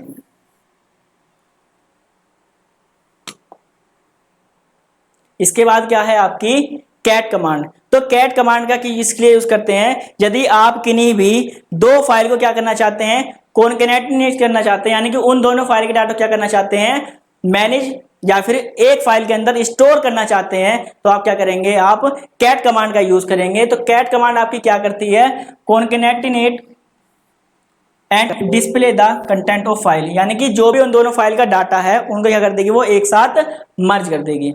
इसके बाद क्या है, ये एग्जांपल डाल दें, कैट फाइल। इसके बाद रिमूव डायरेक्टरी, इसकी शॉर्ट फॉर्म क्या है, RMDR, ये किस लिए, हमारे रिमूव एम्प्टी डायरेक्टरीज, यानी कि जो आपके एम्प्टी डायरेक्टरीज को डिलीट करने के लिए हम इसका यूज करते हैं। इसका क्या लिखा हुआ है, यदि यह खाली है तो यह कमांड डायरेक्टरीज एम्प्टी फोल्डर को हटा देती है, यदि डायरेक्टरी खाली नहीं है तो यह एक त्रुटि लौटाएगी। मान लीजिए यदि आपकी डायरेक्टरीज के अंदर कुछ भी नहीं है तो आप इस कमांड के थ्रू आप उस डायरेक्टरीज को डायरेक्टली डिलीट कर सकते हैं, लेकिन यदि उसके अंदर कुछ डाटा है तो वो आपको क्या करेगा, एक एरर मैसेज शो करेगा।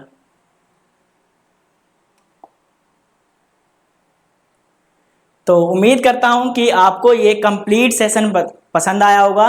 मैंने मैराथन 1 और मैराथन 2 के अंदर आपके कंप्लीट ऑपरेटिंग सिस्टम के जितने भी इंपॉर्टेंट क्वेश्चन थे सबको अच्छे से कवर किया है। तो आप सब लोगों का क्या काम है भाई, आप सब लोगों को अब मेरे चैनल को ज्यादा से ज्यादा शेयर करना है। और आप यदि इसके बाद किसी नेक्स्ट सब्जेक्ट के लिए इंपॉर्टेंट क्वेश्चन या फिर उसकी महामैराथन वीडियो चाहते हैं या फिर वन शॉट वीडियो चाहते हैं तो आप मुझे इस वीडियो के कमेंट में जरूर बताएंगे। और हाँ, यदि आप इस पीडीएफ को अभी डाउनलोड करना चाहते हैं और यदि आप नहीं पता है कि ये पीडीएफ आपको कहां से मिलेगी तो मैं आपको बताता हूं। सबसे पहले आप हमारे डिस्क्रिप्शन बॉक्स के अंदर जाइए। जैसे ही आप वहां पर जाएंगे तो आपको वहां पर एक हमारे टेलीग्राम का लिंक मिलेगा। आपको क्या करना है, उस लिंक पर क्लिक करना है। जैसे ही आप उस लिंक के ऊपर क्लिक करेंगे तो आप हमारे टेलीग्राम चैनल के ऊपर स्विच हो जाएंगे। वहां पर ये पीडीएफ आपको इस सेशन के बाद डाउनलोड करने का ऑप्शन आ जाएगा, तो आप वहां से इस पीडीएफ को डाउनलोड कर सकते हैं। और प्लीज यदि आप हमारे चैनल पर नए आए हैं तो प्लीज लाइक, सब्सक्राइब और कमेंट करना ना भूलें। तो आप सभी को अपना एग्जाम अच्छे से देके जाना है और मैं ट्राई करूंगा आपको सुबह तक, यानी कि मैं इसको आपका एक वन शॉट भी प्रोवाइड करा सकूं जिससे आप अपने मॉर्निंग टाइम में आप जल्दी से जल्दी क्या कर सके, अपने पूरे सब्जेक्ट का एक बार में क्या है क्विक रिवीजन कर सके। लेकिन यदि आप ज्यादा से ज्यादा आप मेरी वीडियो को शेयर करेंगे तभी मैं इसके ऊपर वन शॉट वीडियो आपके लिए लेके आऊंगा। तब तक के लिए आप मेरे साथ बने रहिए। मिलते हैं आपसे नेक्स्ट वीडियो के अंदर।